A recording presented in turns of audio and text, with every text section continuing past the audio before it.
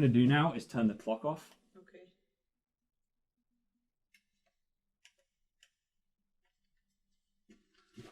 Okay. Awesome. But what if you take God out of the equation? Well, for me personally, right? Yeah. I would say what that... if there is no God? We're just hypothetically speaking. I'm not challenging your beliefs. Mm-hmm. But hypothetically speaking, let's imagine, just like how we imagined Iraq is the mom and the boyfriend and all that stuff. Let's just say there is no God. Should we still think this way? I think the shoulds become kind of pointless, because if there's no ultimate reality and there's no ultimate good or evil, and we're all here just through biology, right? What's happening in Iraq isn't evil and corrupt. It's just what bacteria does when heated up to these temperatures. There's no should, right? Now, if I have a preference that I don't want to see children in other countries suffer, then nothing's stopping me from doing good to those people and being kind. So the concept of humanity only exists if we have God. Yes. Why?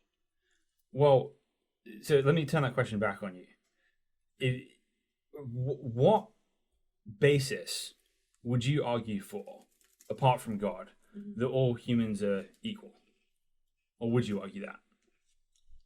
I think all humans are equal. Why? We're pretty much the same. Well, genetically, biologically speaking. So while, yeah, we have the same DNA, right? That's data. That's not information, right? There's nothing that inherently tells us we have to study. We look at the cells, and therefore we have this philosophy that people are equal. Because if you look at evolution, evolution is not about equality. It's the explanation as to why things are unequal in the world, why some things thrive and some don't. And Are we talking about Darwin's theory? Yes, and just how nature works. It's a theory. Sure. Yeah. But it's not definite. No. That's my point. No, I agree. Yeah. But if you're going to take God out of the equation, right, you have to replace it with some explanation as to what humans are and why humans are here. So I guess you could replace Darwin with aliens. But why do the aliens get to tell us what to do? So for me personally, right, just my own experience with this, that my own nature is fairly callous and selfish. That I'm not a naturally especially caring person. What pushes me to be more caring is that I know that the example I'm supposed to follow is that of Jesus. But if I take Jesus out of the equation, if right now you were to find out, just hypothetically speaking, that there is no Jesus, there is no God, there is no heaven and hell, would you still do the same things you're doing right now? I doubt it. I mean, I might do some of them because I enjoy it, but I think I'd play a lot more video games.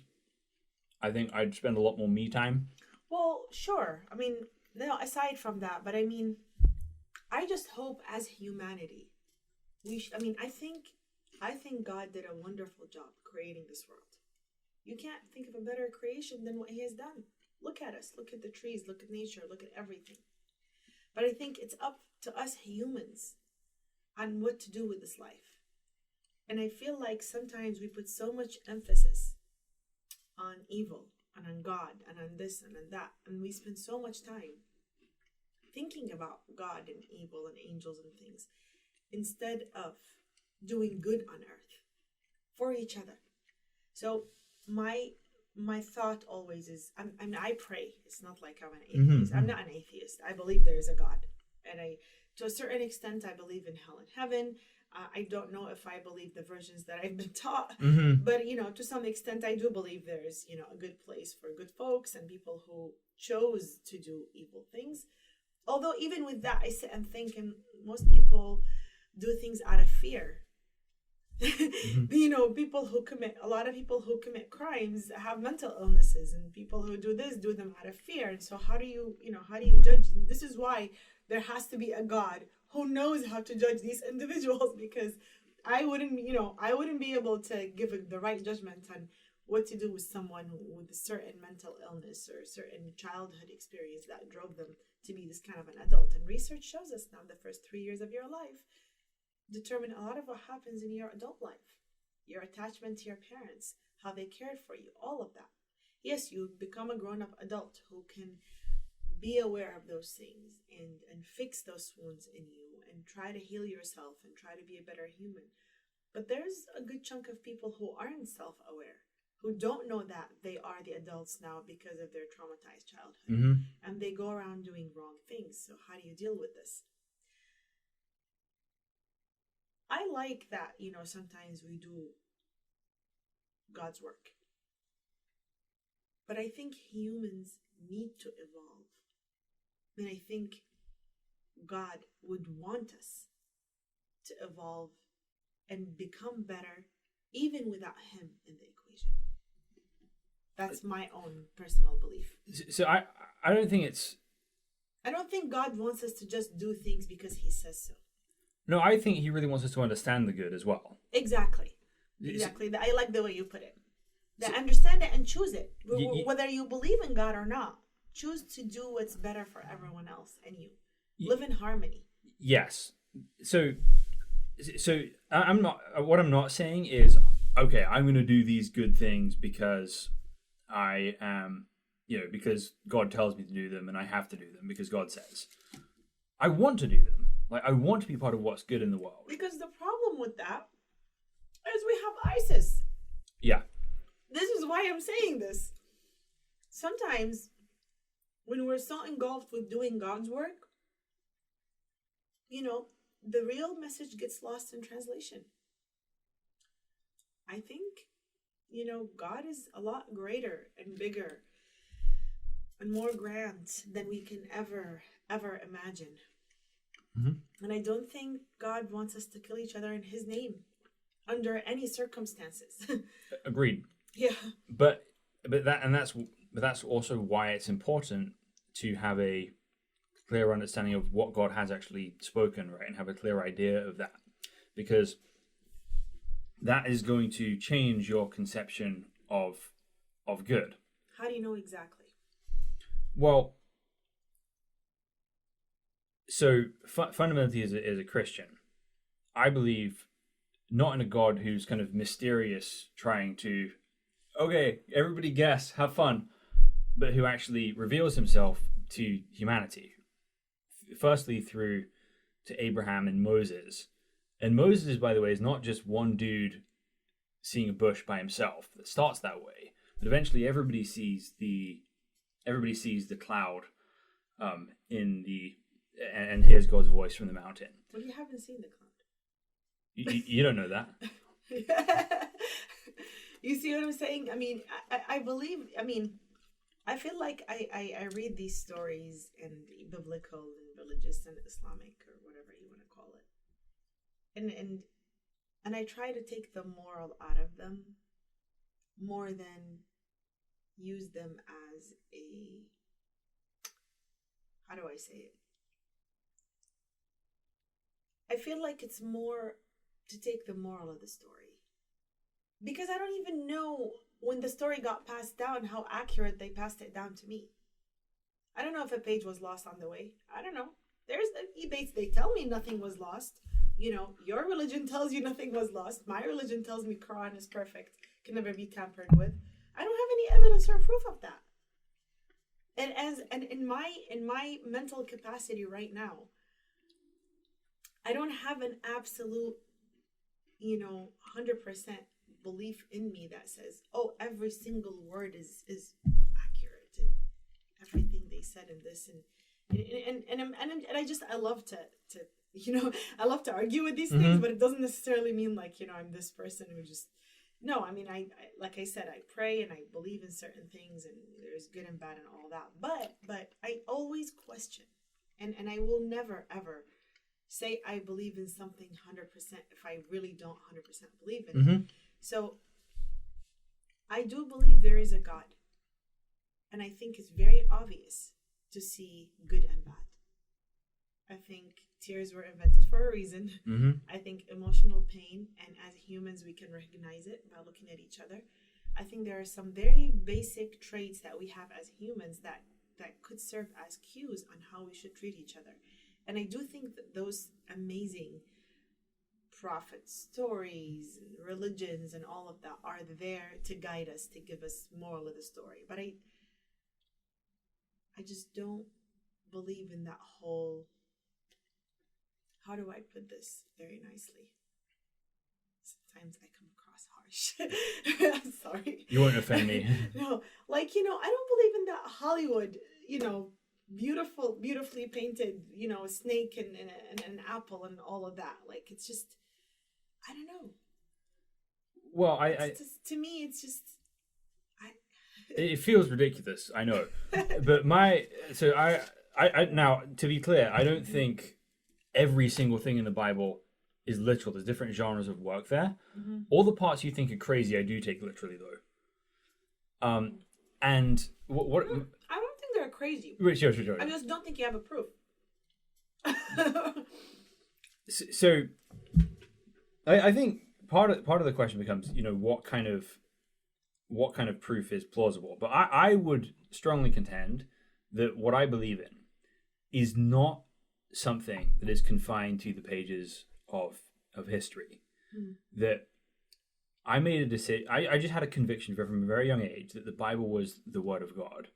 And time after time, I have experienced that. And I've experienced God show up in tangible ways. Not metaphorical ways, tangible ways. So, what if someone doesn't have the tools to, maybe someone wasn't taught in a church, wasn't exposed to it, you're exposed to it. How will they find God? God finds you. What if that doesn't happen? So I can tell you, I told you earlier about Saudi Christians, and Yeah. one of the big ways I got into this Mm-hmm. was I was giving the notices for an evening service at church one time, Mm-hmm. and I saw a woman leaving who I didn't recognize. Mm-hmm. I'm like, "Hey, I don't think we've met yet." She's like, "What?" I say, "We don't know each other." Mm-hmm. She's like, "What?" I said, "We've never met before." She says, "No, this is my first time here." Mm-hmm. And I said, "Great, what brings you here?" She said, "I grew up Muslim, decided I didn't believe it anymore, tried being nothing, that felt empty, so now I'm here to try this." Mm-hmm. Like, great. Where are you from? Like, Saudi Arabia. Mm-hmm. Like, great. Which city? She said, "You wouldn't have heard of it." Mm-hmm. I said, "Okay, try me." She said, "Okay, it's a town called Qatif." Mm-hmm. Like, I know where that is. I have a friend from Qatif, which means you grew up Shia, right? And she's like, "How the hell did you know that?" Mm-hmm. And so she, at that point, had gone in making a vow that this she likes the vibe, but she doesn't want to talk to anyone. It's going to be a private thing for her. Mm-hmm. And the first person that comes and talks to her knows where her hometown is and what that means for her, and is able to talk about these things in a way that actually makes sense for her culture. Mm-hmm. So you name a culture that doesn't have Christians in it, Mm-hmm. or doesn't have the Bible in it, or whatever. I can give you several stories from the top of my head of people I know personally. Mm-hmm. So I have a friend, Akira, right, who's Japanese. He's born in America, but Japan is another country with very few Christians in it. And his grandmother, found a Bible in a library in Tokyo and was like, "Oh, look at this. What? This is all true." Mm-hmm. And then doesn't even know there's other Christians until she moves to America. And then it's like, "Oh, there's other people who believe this." Mm-hmm. So I've seen enough at this point that you're just as unlikely to encounter and hear this stuff living in Seattle than you will anywhere else. But also, here's what I would argue. The Bible says that everyone knows the truth and suppresses it. Mm-hmm. And here's what I think it means by that. That if you grew up in a country, let's say, with an Aztec religion, the Aztec religion, and human sacrifice is the main sacrament, Mm-hmm. I believe there's a part of you that just knows Mm-hmm. that it's not right to sacrifice another human being, cut off their head and display it for the gods, and gods don't really want that. And I believe anyone who's part of ISIS knows the same thing. Mm-hmm. That they're not really doing God's work. Well, they were also drugged and paid, and a lot of them were, they used to give them cap something, some name of weird drug. They give them drugs, they give them women, they give them salaries. A lot of them were ex-convicts, so it wasn't really this clean-cut, nice people who really loved and believed in God. A lot of them had pretty dark backgrounds. Oh yeah. And they're assassins disguised under the name of ISIS. So, well, I think where I'm coming from is the fact that I think I'm a Muslim. I'm pretty positive about that. Mm-hmm. I do believe in God and in the Prophet. I question everything though. Mm-hmm. And as you should, by the way. yeah, and I don't think that at this point in my life, I don't think God necessarily cares if I am Muslim or Christian or Jewish or not believe in anything. I think God would care more about my actions towards everyone else around me, my impact, my contributions to humanity, what I do on this earth, and how what I do impacts others, more than if I necessarily believe in these set of rules or these set of rules, or believe in this picture or in this picture or in this heaven or in this hell. You know what I'm saying? Or not believe in heaven or hell. I think Jews don't have the concept of heaven and hell or something like that. Depends who you talk to. Yeah. So I think the God that I believe in is a lot more merciful and great and grand. That I think all of these were his messages to us. Get it together. Get it together, human. Here's Moses, here's Jesus, here's Muhammad. Just get it together. Be nice to each other. I truly believe that. I believe that, it all, falls under the same umbrella. We can sit here and argue and say it's Christians and Bible, it's Jews and Torah, it's Muslims and Quran. And, and we can look at their differences. And the differences could come from the different time periods they came in, There's a lot of time between each religion that came down, right? The differences could be due to maybe some of the geographical areas where they came, or the problems that were present at the time that needed this kind of a prophet or this kind of a very smart person.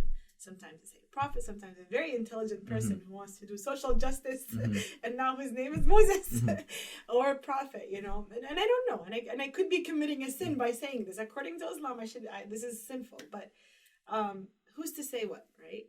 God is the only one who would judge me, and I think that thinking this way, in my opinion, prevents a lot of hatred, spreads a lot of love, and elevates us as humans to do good for one another without looking at the differences, without focusing so much on what's right and you're praying this way. Are you praying? Okay, great.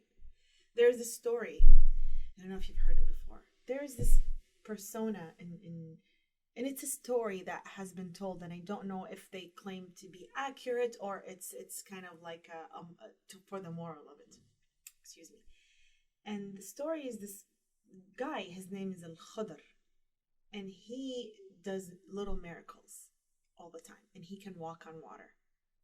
So he's walking, trying to go somewhere, passes by a hill, and sees this man, goes up the hill, rolls down, gets hurt, walks back up to the hill, rolls down, gets hurt, he's getting wounded.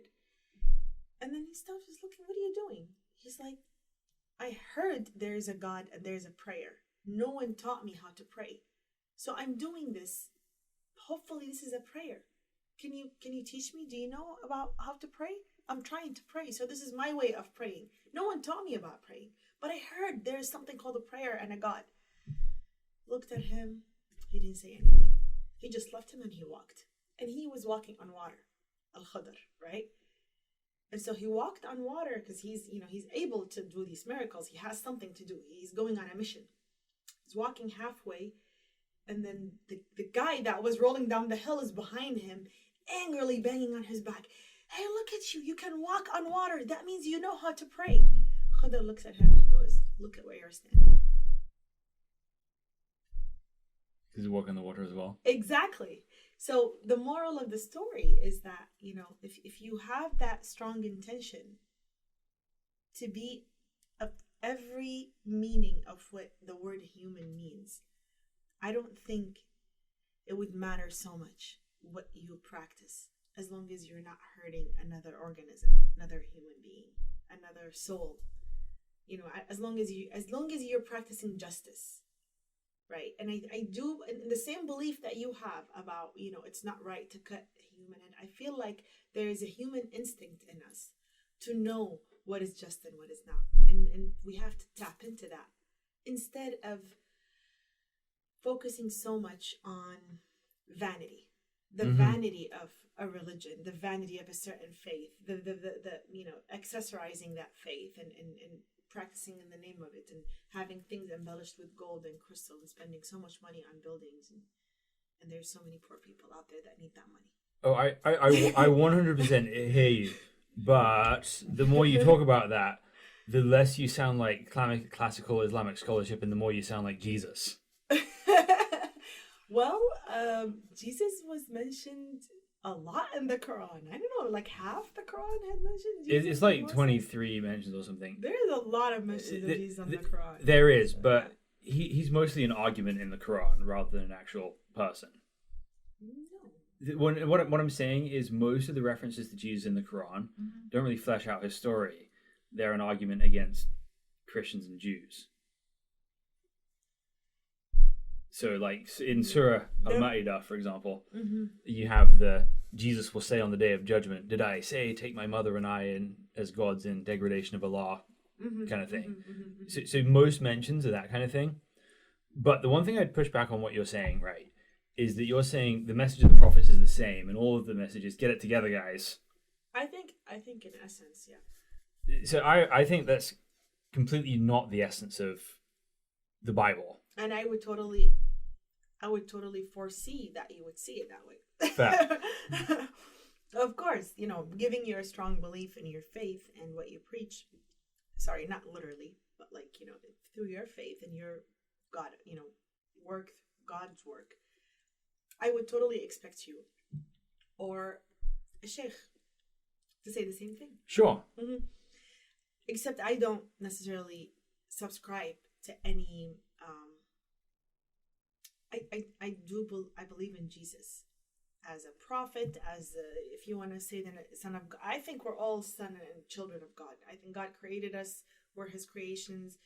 We could be as His children. We could be His little things that He created. Whatever, we're from God. God blown into us. And even in the Quran it said nafakh, right? Like God blown into us, and we have soul. So we have God in us. And people get hung up so much on the labels and the wording of these things. So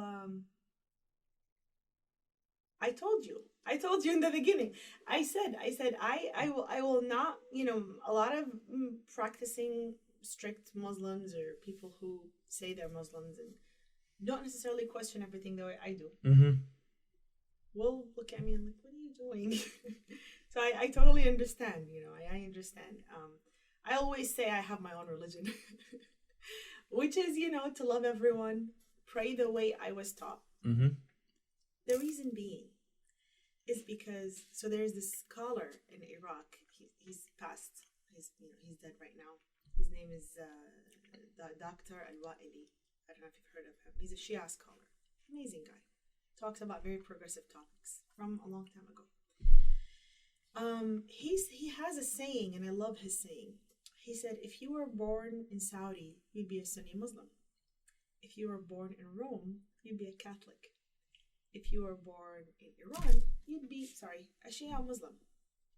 So let everyone be and leave judgment to God. And from that, from that, what I take is that, I happen to be born into a Muslim family, raised by Muslim standards. Does that mean that I necessarily will go to heaven, and someone who was born as a Buddhist wouldn't? Or someone who was born in a family that doesn't believe in religion, but they are good people and they do good in this world and they give charity and they help? Or they don't do any harm. They just do their own business, go home, and contribute to society somehow. Does that mean that these people are going to go to hell and I'm going to go to heaven? Why? They were born into this. They didn't have a choice. I didn't choose who my parents were. I was born into it. Although some people think we choose our parents and we choose our experiences, and that's a whole different ball. Oh yeah. Right? But you know what I'm saying? Like, in the conscious mental state, in the very conscious, what we're saying right now in those terms, that's where I come from. That's why I'm saying I don't necessarily want to focus on the vanity of a certain faith as much as what this faith drives me to do for other humans, and how much of this I use as a compass in how I make choices in life, how I raise my child, how humans behave and act towards one another. So the difference I would have with that is that I think you would approach religion in how does God want Hiba to love other people? I don't know if I like the word religion. Well, the way you'd view the message of the prophets, right, would be how does God want Hiba to love other people and do good in the world? Sometimes I like to take God out of the equation. Okay.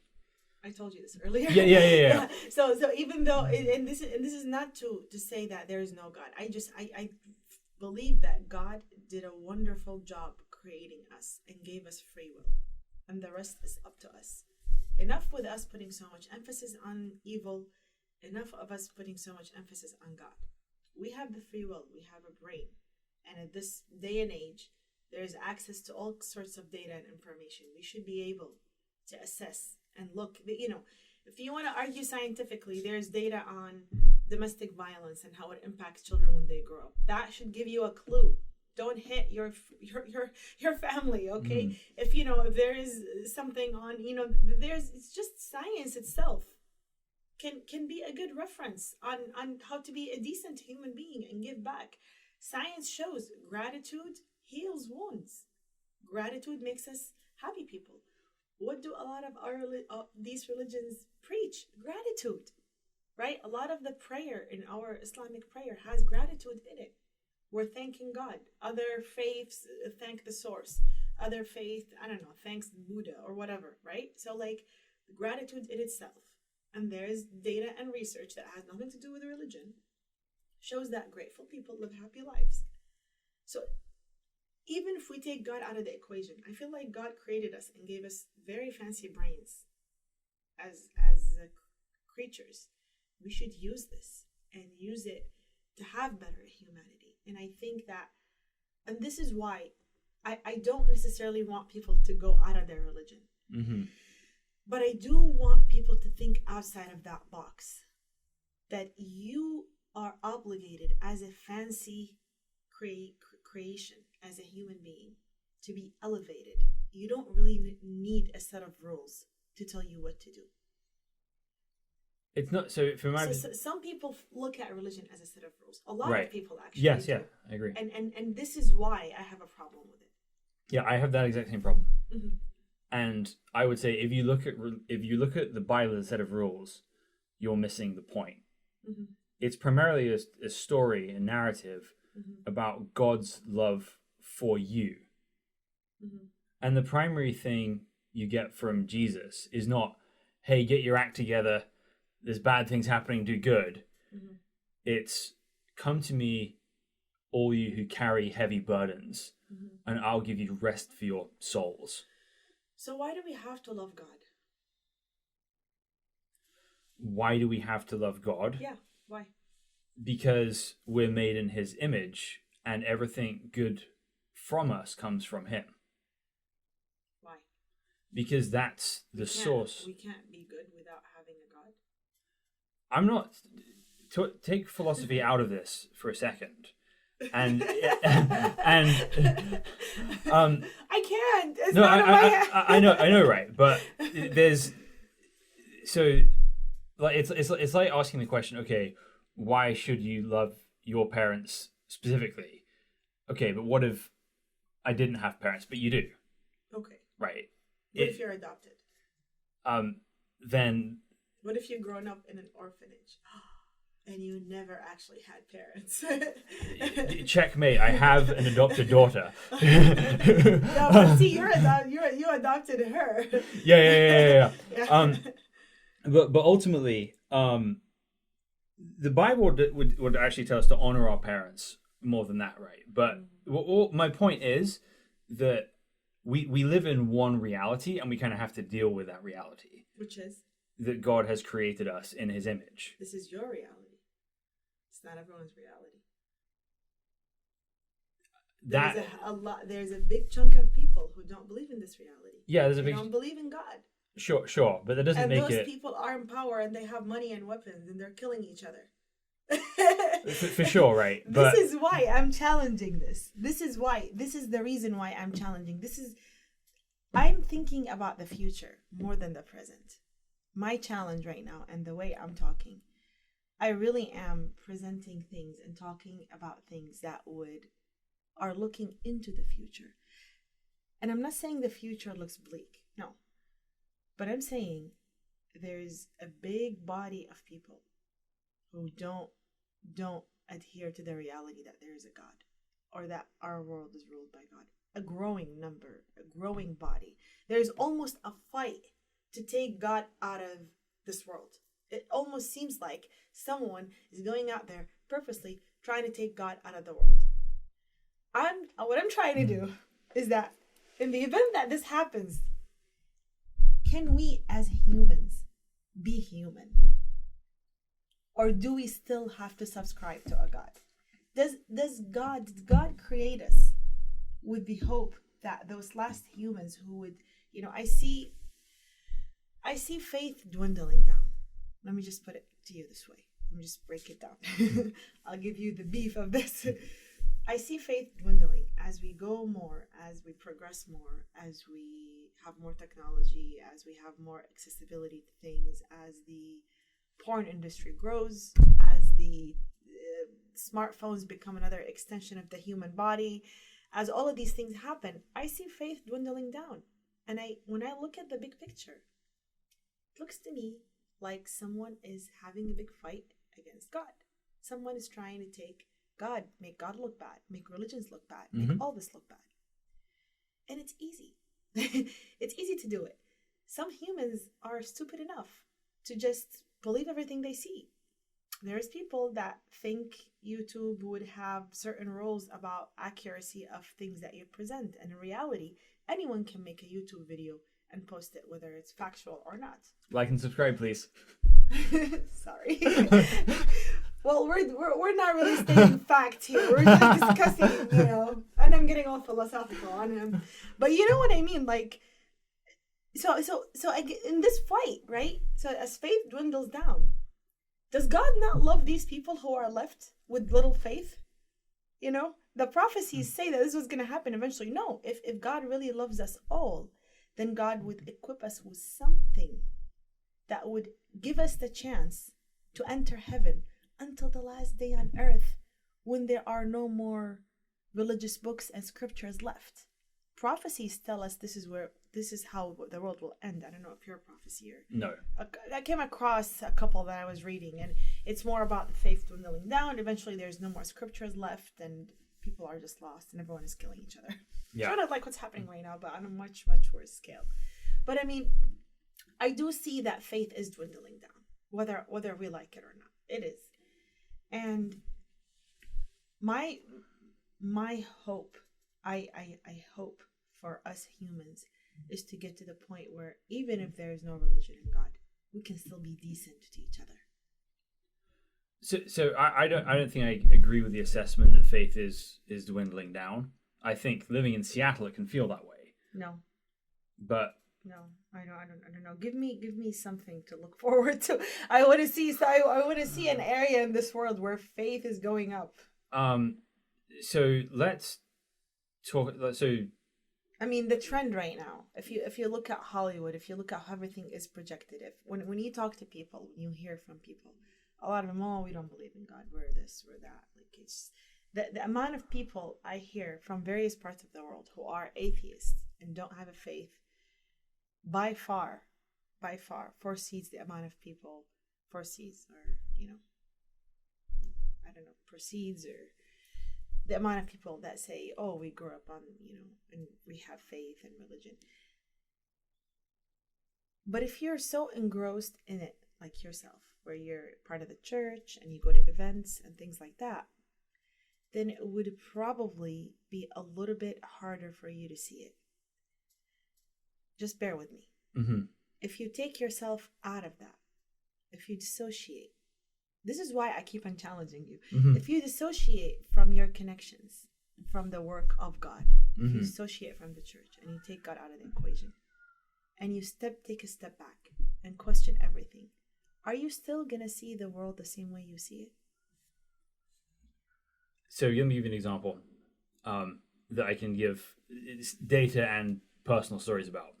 China would be the easiest example to see where faith is growing. Okay. So China is an officially atheist country. Mm-hmm. And when the communists came to power, there was about 50,000 Christians living in China. It's a pushback. If China had a Christian regime, you'd have a growing number of atheists. For sure, but it's more than that. But you have about 200 million Christians in China right now. Why is it more than that? I mean, and look at Saudi Arabia, right? It's supposed to be an Islamic country and all that.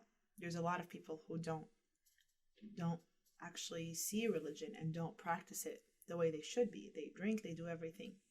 And there is a growing number of atheism there. Same with Iran. There is a growing number of people who drink and party and are atheists and don't believe in because it's been forced upon them. Same thing with China. But also in Iran, about 4 million Christians now as well. My point is, while I see your point, but there's truth to the fact that because this is something has been forced, there is a reaction to it. Mm-hmm. And it doesn't necessarily mean that, just magically religion is growing there.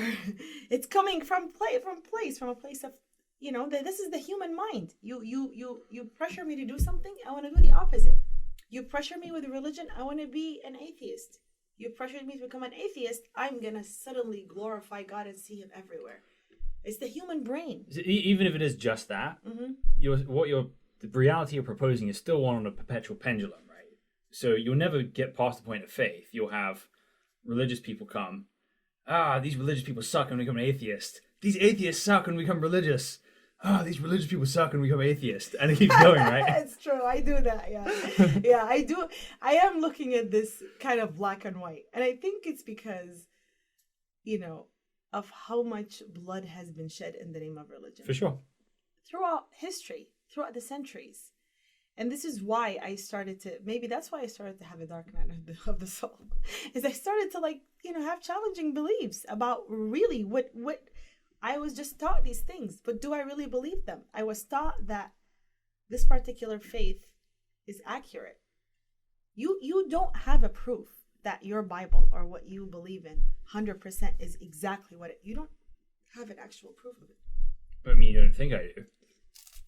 What's your proof? Well, telling me stories or seeing visions and stuff. Right. So the thing is that it's not something that I could put in a test tube and be like, look, God's here, right? It's something that you have to experience for yourself. I think if you tell me faith, I would say yes. I think there's that feeling on the inside that we are more than just numbers on this earth. There is a bigger message. I think us, connecting as humans and humanity and the collective consciousness of humans, all of us, I think how we care about Earth and how we take care of the animals and the environment and of each other as creations, as a one unit of one world that is supposed to be harmonious. I feel like that has a lot more tangibility than, I'm only good because there is a God and religion, there is heaven and hell. And let's be honest, our religions force us to think this way. Right? No? No. I grew up in a very secular environment. Okay. I was not surrounded by... But your faith, doesn't it tell you there is heaven and hell? Yeah. Well, there you go. Yeah.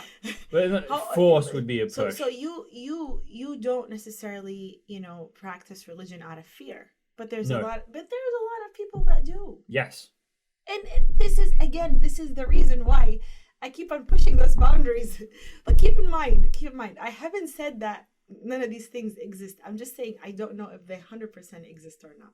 Well, this is why it actually matters what God is like, right? Because if God exists as the Salafi Muslims believe him, you are doing something terrible by everything you're thinking and saying. Mm-hmm. If God is not like that and wants you to be asking questions, then you're not in trouble. But it matters what he's actually like. Yeah, but what if God doesn't exist? So can I not be a decent human being? Well, I think the thing is, at that point, if there's no ultimate authority, right, you kind of get to set those rules for yourself.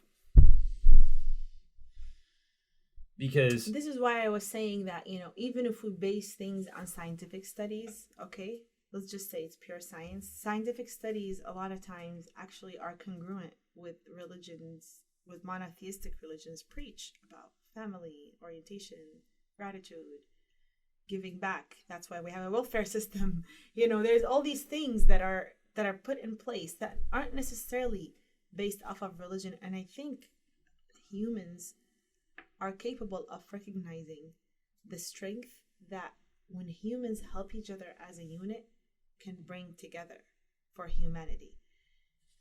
But the issue we have is that we always have those folks who are so afraid of losing their money, want to hoard it and hoard even more. And, it stems power, conflicts, regions, politics. They think they're playing a video game, but they're actually killing humans. So, for sure. But I think what I would fundamentally say is with kind of deriving morality from science, you have to choose the variables that go into it. So if you look at the UN's Global Happiness Index, for example, there's some things they value and some things they don't. And I know for a fact that list is wrong because Russia has a higher happiness index than the Philippines. Have you ever met Filipinos? They're so happy. And maybe they seem to you happy, but maybe their version of happiness is not maybe their face looks happy, but they're not. For sure, there's definitely struggles in Filipino culture, but I very much doubt the metrics, right? So especially with putting the Scandinavian countries at the top, in that they're all suffering from a huge demographic boom. Not boom, the opposite of that, a drop, where they're not having enough kids to reproduce their culture. And I think there's something worth talking about, that if your culture isn't making more people who are part of that culture, it may have run its course. And that's okay. It is okay. Why is it okay for dinosaurs to go extinct, but not okay for Scandinavian countries to go extinct? I'm with all due respect, I'm sorry. I don't mean that way, but I'm just saying, like, to our one Scandinavian viewer. Like, I'm just saying, like, screw you, Hans. It's just natural, Like, sometimes it's let nature take its course. Maybe plastic is part of this evolution of, I used to love George Carlin. George Carlin? Hardcore History? No, that's Dan Carlin. George Carlin is a comedian. Yeah. Very atheist, anti-God stand-up comedian. And I don't necessarily like his rants against religion. But I do take some of the things he says with a grain of salt. And I do think sometimes about some of the arguments that he presents. I just think they're funny and hilarious. But also, that's a good point, And one of them is about, why do we hate plastic so much? Maybe that's, the new thing. Earth was doing fine 4.5 billion years ago. Us humans, we are, compared to the history of Earth, we're so little. And it's true when you look at it from his perspective, how long humans have been on Earth and how much damage they've done. Earth has been around for much longer and has gone through a lot of natural, awful disasters before we came about. And now we're all worried about plastic. So, to a certain degree, that darkness kind of has a place in it. It's just to get real. Yeah. Get real about things, Well, but that's kind of what I'm saying, though, that people define... Okay. So it's okay if Scandinavians go... Yeah, and maybe that's their natural evolution. Right, but what I'm saying is that, like George Carlin is saying, the success and danger of the planet is largely dependent upon your perspective, right? So if your top value inputs personally are kind of comfort and ease in a 3-day work week, then Scandinavia is happy.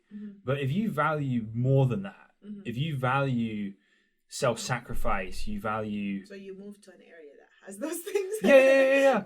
But that's what I'm saying. And then you propagate your Scandinavian heritage there. Yeah. So what I'm saying, though, is that all of the sort of things we deem, happiness, kind of are inherited to us through culture, which is kind of fed to us by religion. There's a point that we're choosing that, living to 85 is better than living to 65. And that's not how everybody feels. I don't really want to live till I'm 85. I won't. You won't? I won't. Oh, you want that? Yeah. Okay. Why? I want to live till I'm 100. Why not? But it also, but I think life is what you make it. To an extent, right? But some people make it really bad. I choose to make it good. I want to make it good. And so the kind of conversation without an objective reality, right? It comes to that. It comes to your choice. I want to choose to live in line with what I believe to be good and do good things in the world. And someone like Ayn Rand is going to say, would once upon a time have said when she was alive, that no, selfishness is ultimately better for the collective than selflessness. And who is this again? Ayn Rand. Yeah, she's not very famous. She's very famous. I've never heard of her. I'm just joking. I'm kidding. Yeah. I'm kidding. I know what you're saying. And my point is that, there's all sorts of things that people say, there is, but you did say one very important detail earlier, and I think that can tie everything up. You said that, the Aztecs, when they do the human sacrifice, I'm pretty sure that humans have something inside of themselves and this is wrong, right? And this is what I encourage us as humans to tap into. And from my personal experience, when I was going through the dark night of the soul, I was completely lost. Didn't know what to do. I had so much fear inside. I didn't know how to let go and surrender to God. I know He exists. I know I'm supposed to have faith in Him. I don't know how. I don't know how to surrender to God. Because logically speaking, and from my own reality, there are so many things to be fearful of and afraid of. So how do I surrender? So I was literally sitting at midnight by the lake, looking at the sky and crying, talking to God for the first time in my life with a complete open heart. And I was just asking, help me. How do I surrender to you? I don't know how. I know I'm supposed to. Show me a sign. Tell me how. I have fear of this. I'm afraid of this. I'm afraid of this. I'm afraid of this. I'm afraid of this. I'm afraid of this. I'm afraid of tomorrow. I'm worried about my daughter. There's all these things. So I go home and I sleep, and the next morning I see this message from this person who I don't know, and he was talking about the dark night of the soul, and he's like, go ahead and read about it. And I read about it. There was that relief of finally putting a name on what I was going through. Keep in mind, I've been going through this since 2016, and it caused me at one point to have a belief in nothing. I became almost atheist. I was angry at God. My mom had passed from cancer, and I was very resentful. Right. And had a lot of questions. I'm a good person. she's a really good person. She's a woman who sacrificed all her life to do good for others. She sacrificed her youth for us, for raising us, always made the difficult right decision, the one with the higher moral standard, even though that put a lot of pressure on her, sacrificed a lot for her parents who were ill. She took them out of Iraq, brought them to the US. My grandfather was paralyzed, on wheelchair. They're both disabled, my grandparents. She was a single mom. So she was this human who, anywhere she went, laughter followed her. Our house was the center for the family. Everyone gathered in it. She was this very happy, beautiful person that was loved by so many people. And then yet, she had the most aggressive type of cancer that went from stage 0 to 4 within like 9 months. And then she passed away after that few years, and she suffered through it really terribly. It was brutal. And so that experience really triggered. I mean, I've gone through wars, in Iraq, and, having an adverse childhood experience, between traveling and between the wars and between all of that. And then her death was the hair that broke the camel's back. That's when I really was questioning everything. And I became free of any belief. I stopped believing in anything. I couldn't. I was abstract. I had an abstract version of faith. I'm going to put in an artistic term here. And so I was going through the motions. I finished my master's after she passed away. I graduated, got my degree, decided that I don't want to work with what I studied, forged myself into the art world, and started painting. And it's very uncertain and very unpredictable on how you can earn income from that. And it's hard. It's a hard journey. It's not a 9 to 5 where you earn a specific paycheck every month. It's hard. And I also went through a divorce and all of that. And not to say that it was because of the dark night of the soul, but I was going through it, and I was making all these changes in my life. And I was seeing a therapist and trying to arrive to figure out what is wrong. It's like when you have your mom or someone you love so much, and every time you look at them, they're sad. And you ask them why, and they never tell you. And it hurts you. It hurts you so much because you care about their happiness. Mm-hmm. And why are you angry? Why are you sad? They never tell you. That was me looking at myself. Keep on asking myself, why are you angry? Why are you sad? Is it childhood trauma? We went to therapy. Is it your marriage? You got a divorce. Is it your mom's cancer? So what is it? And then eventually when I found out that it was that, half of the burden was lifted. Mm-hmm. I put a label on it. Now I understand what the dark night of the soul is. Now I understand Mother Teresa went through it for so many years. So many Muslim figures went through it too. So it's not particularly to Christians. It's a universal thing. This thing exists. This is a human condition. And then after that, and then I was meditating. I was really honing my meditation skills and breathing and getting centered and quieting my mind and just, being grateful for the little things I have. So I had that down. And the advice that was given in one of the videos is that don't make drastic changes in your life. Know that you're going through a hard period of time. Continue to do what you're doing. Continue working on your goals. And do your best. And be gentle on yourself. And don't accuse people and hurt them, because the hurt is inside you. So don't take it out on others. Just be mindful of that. So that was really good advice. So I went back to praying. We're supposed to pray 5 times a day at certain times and everything. And in the past, I've looked at prayer as a chore. You're supposed to stand there, recite these things in certain order, in certain numbers. And I never understood why. But I have a really good friend of mine who's Catholic, and she was saying, Hiba, there's something about the repetition is to get you there, to connect with God. She was like, so even though if you question the repetition in the prayer, she's like, just think about the rosary. She's like, that's why we do the rosary. She's like, there's something about the repetition that gets you in the meditative state to get closer to God. So, long story short, my experience taught me that going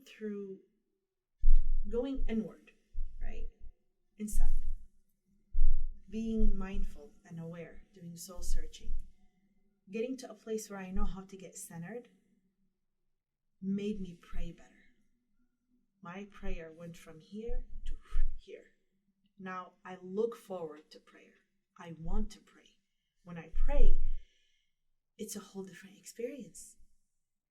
It's me having a goal in mind, having a set goal in mind, thinking a certain way, and wanting to shut down everything, wanting to shut out everything, and just reciting grateful phrases and just doing this and knowing that I'm connecting with Source or God or Allah or whatever. It's just that beautiful big thing that created, that made all of us. So I think what I wanted to share out of all this is that mindfulness can really help in so many different ways. If you are going to be, if you want to choose to be out of religion, it helps you to be a better person and more aware of your actions towards others. If you're lost within your religion, mindfulness and meditation can bring you closer to your faith or to God. I'm not necessarily, subscribing to,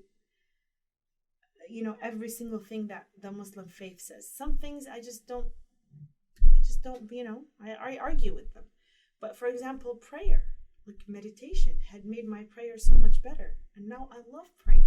I look forward to it. I don't want to miss it. Where in the past, I used to make any excuse to not do it because it was just a chore. I didn't understand prayer. Now I understand prayer because of meditation. And not to say that, Buddhism or Hinduism is more advanced than... No, I think they are all pieces to one big puzzle, I don't think anything is a coincidence or random. I think Christianity, Catholicism, Judaism, all of these faiths, all of these stories, each one of them has a piece of the puzzle, a big puzzle that the human condition is constantly trying to understand. So I'm curious, when you talked about getting to the point where you feel like you kind of need to surrender, but you don't know how. Yeah. Like, what conclusion did you come to, like what it means to surrender? Or have you not reached that yet? It's not an absolute. I can't say I'm surrendering 100%, but I understand what it's like to surrender, or I'm getting there. Or sometimes I can let myself surrender, and that gives me peace. That, yes, there are a lot of things out of my control.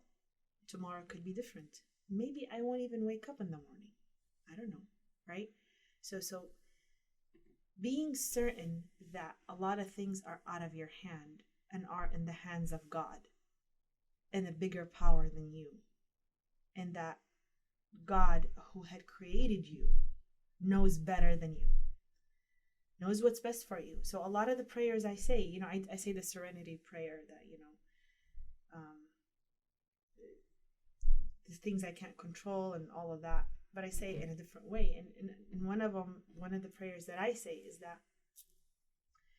I don't know, I don't possess the power. I believe that God created me and knows my end and my beginning. I believe in that. I believe that God knows where I'm going.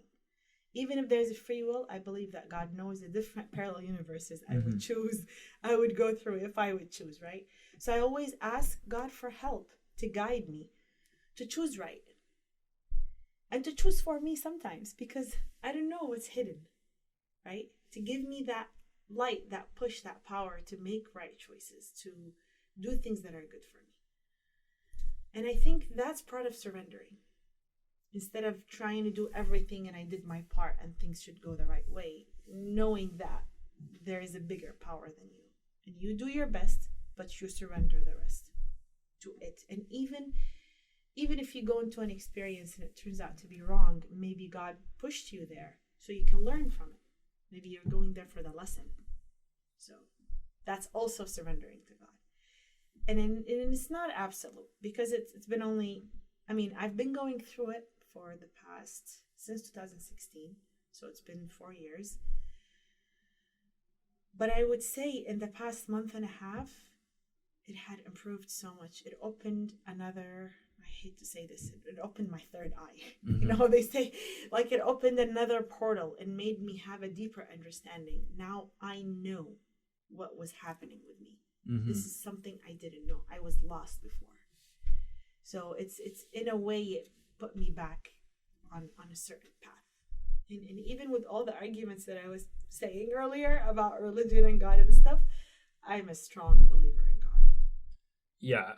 So I think you're very, I don't know, I'm guessing it's a survival mechanism, but you've got a very powerful way of being able to project that you're not lost.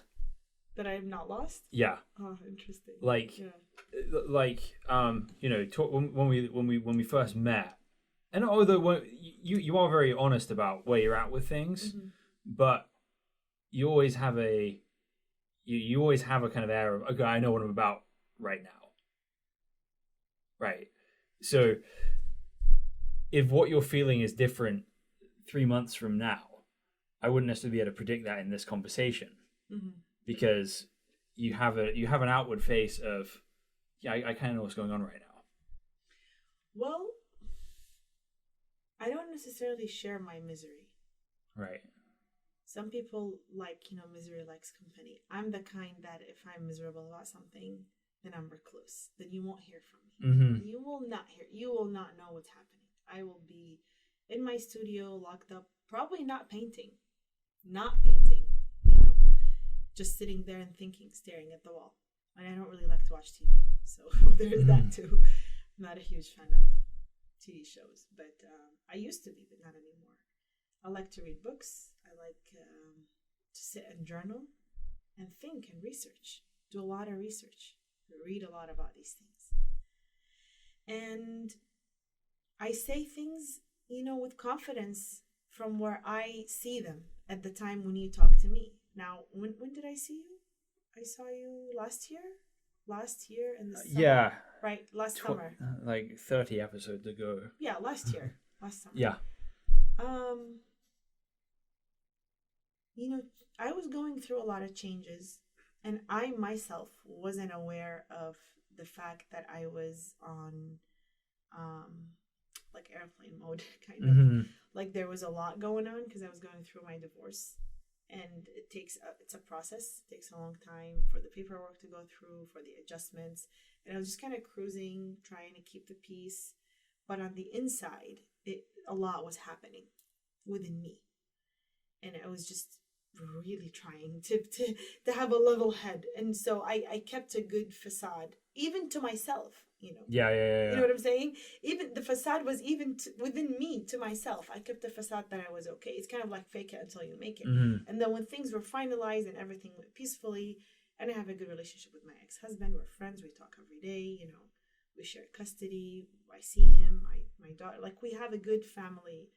We're divorced, but we have a good family unit still. Mm-hmm. And so when that went through, then it was like the end of the marathon. That's when I was like, right, the adrenaline. Yeah. And then things started to come up slowly. And then I started to work through my emotions. And then I started working on an art project, which I haven't shared anything on yet. And this art project is going to be very controversial in what I present in it. And as you know, I like to paint nude, and I'm very aggressive in my approach. And it's because I don't look at the human body in a sexual eye. Right. And this is the thing that I struggle with the most, is that people tend to put the human body under one umbrella, that it's only sexual. God created us, that way. It's not just for that. It's not just about that. There's holiness in that creation. There's just take the animal instinct out of it. There is holiness in that creation. When the artist paints the nude or draws the nude, they're trying to get closer to God.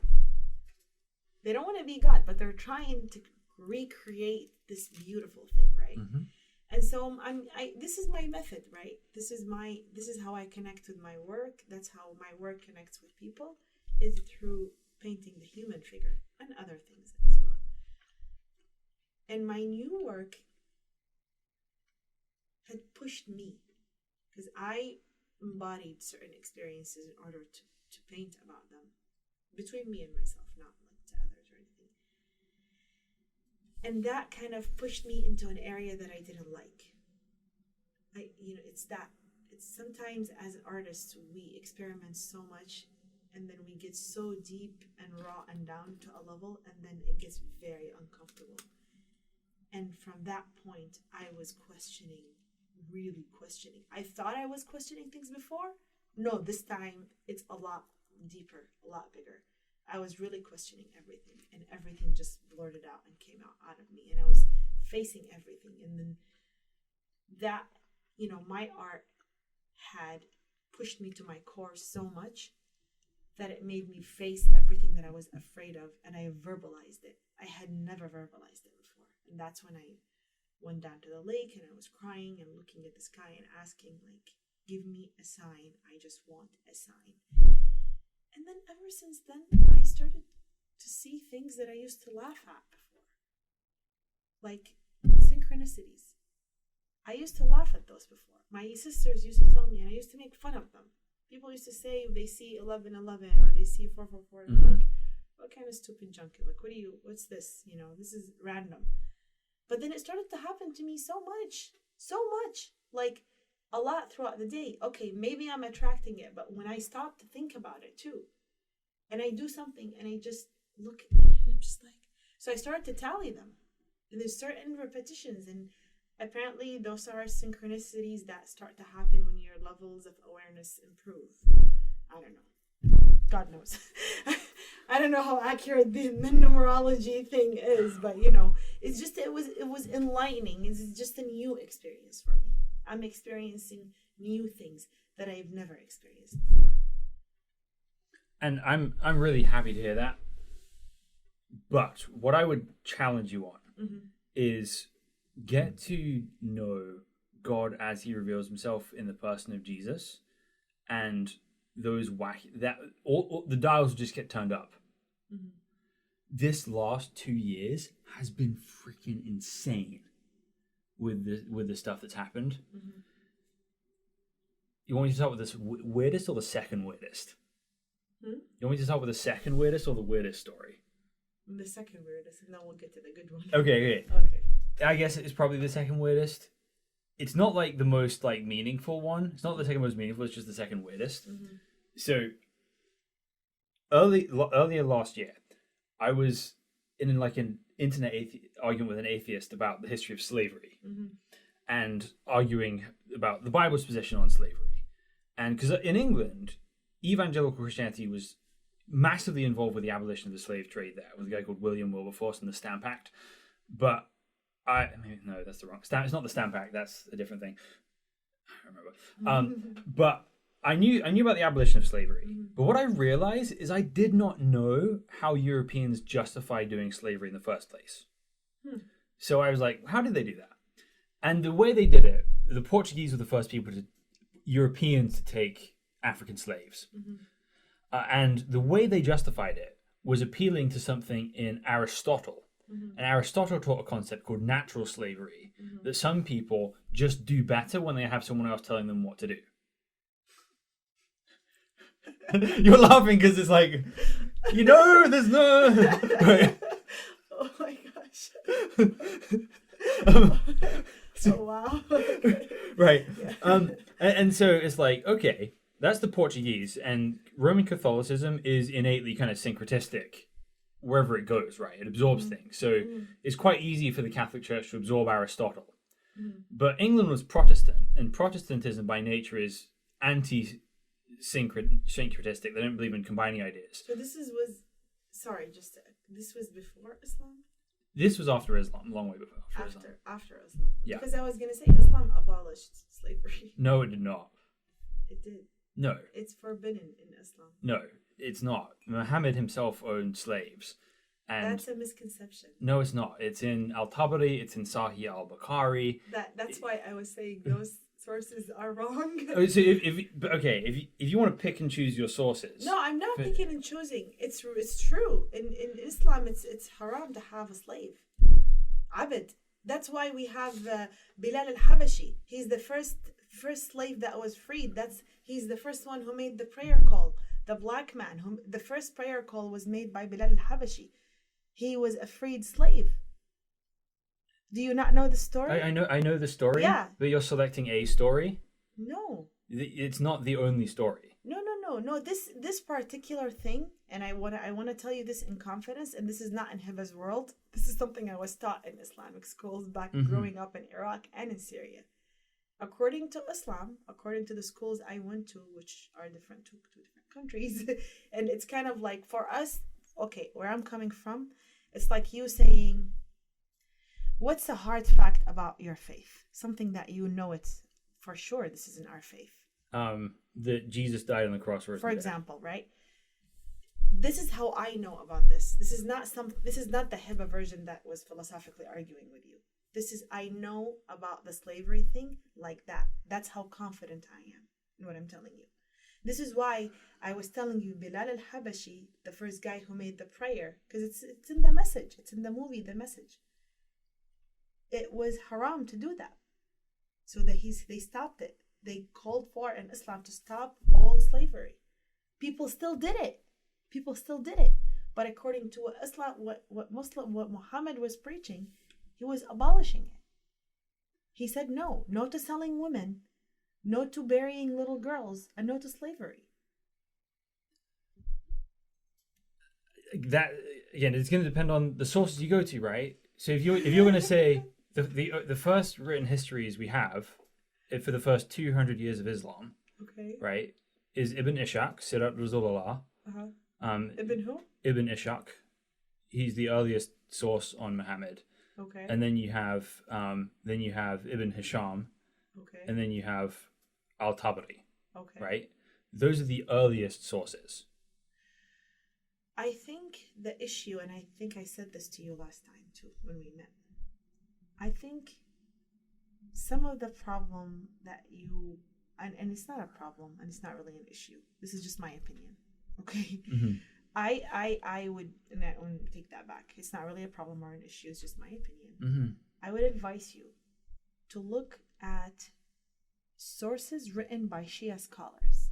Right now, everything you're saying is written by Sunni scholars. Fair. Yeah. And that by itself is a problem. I'll tell you how. Okay. The issue with Islam is Shia and Sunni. Mm-hmm. That's the issue with Islam. Just like how, for example, what's the issue with Christianity is there's so many different, right? What's the issue with Judaism? The issue with Islam is Shia and Sunnah. And there's a division. And there's division for a reason. Because a lot of the stuff that you say, people differ on them. Because there is two different sources. Because there are the people that follow Ahlul Bayt. Follow the people who lived with the Prophet. Right? His grandchildren, his cousin who married his daughter. Those people lived with him. People who follow Ahlul Bayt are Shia. People who follow the friends are Sunni. Right? My dad is Sunni. My mom is Shia. You know what I tell people I am? You're sushi. I'm sushi. Exactly. So, my point is that I personally liked the Shia not because of my mom. My mom's family were very secular. My grandfather drank.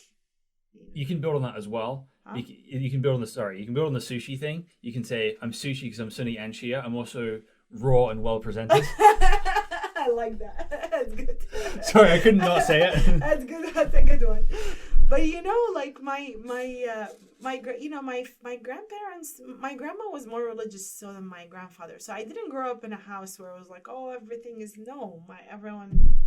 My uncles drank, my grandfather drank. Like they weren't like religious or anything. But my basic logic is if I want to learn about someone, I want to learn from the people who lived with him, not from someone who lived outside, right? Like his friends lived outside. So this was my reason for giving more weight to what Ahlul Bayt, the people who lived with the Prophet, had to say. And this is why, and I told you this last year and I'm going to tell you this again, I strongly, strongly advise you to look into Shia scholars and what they have to say about those certain topics that we disagreed on. Just for the sake of, weighing different sources. For sure. Okay. So, but let's take that, right? Let's say that Sunni Islam is the problem. Keep in mind, this info I just told you, the schools I went to are taught by Sunni faith, not Shia. Saddam's regime enforced Sunni faith Islam. And I know this piece of information from my elementary school. Middle school in Syria was actually influenced by Sunni faith, the Islamic, so part of the school curriculum, you have a lesson in Islam. You have to take it.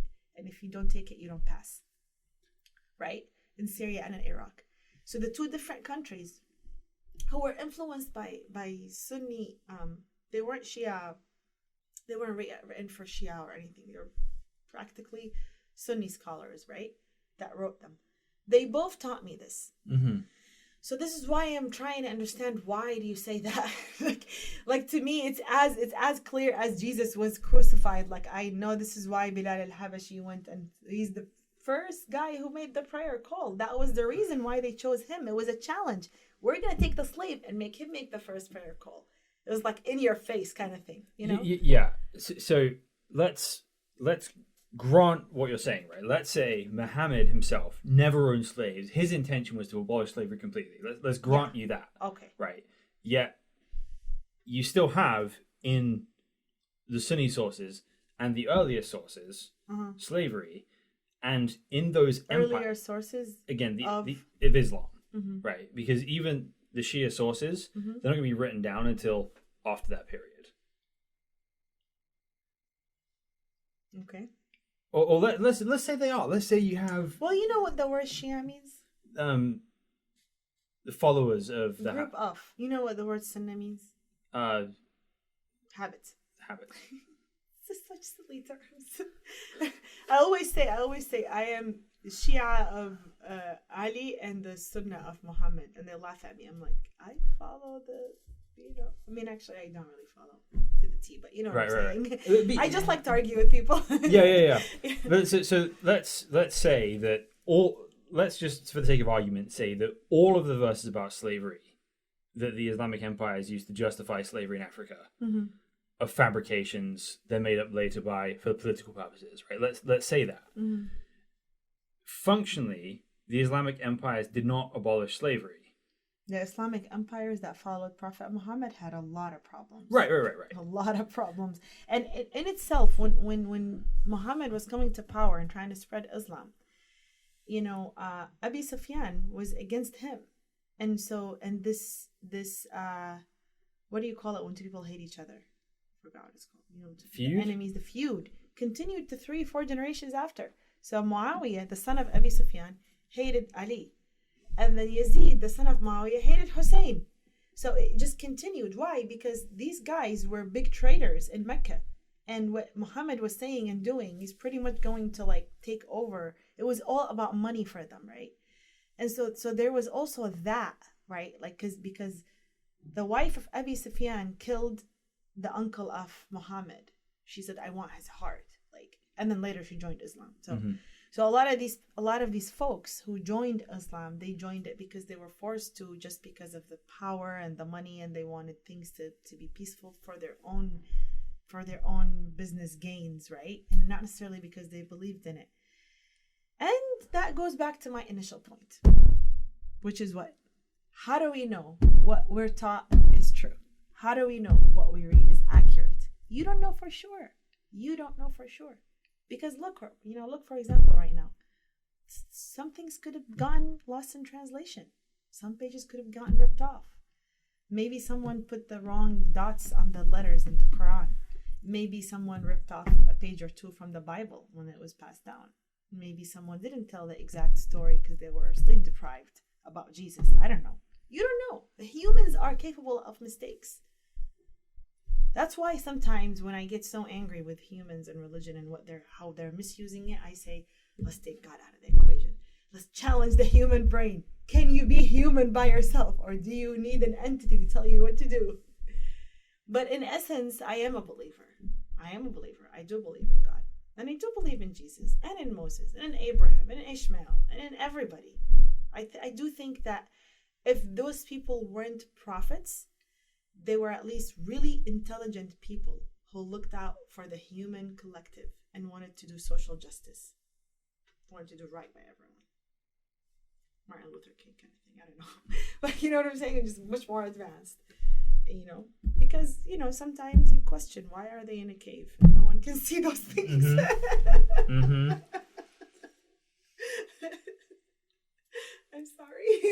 No, don't be sorry.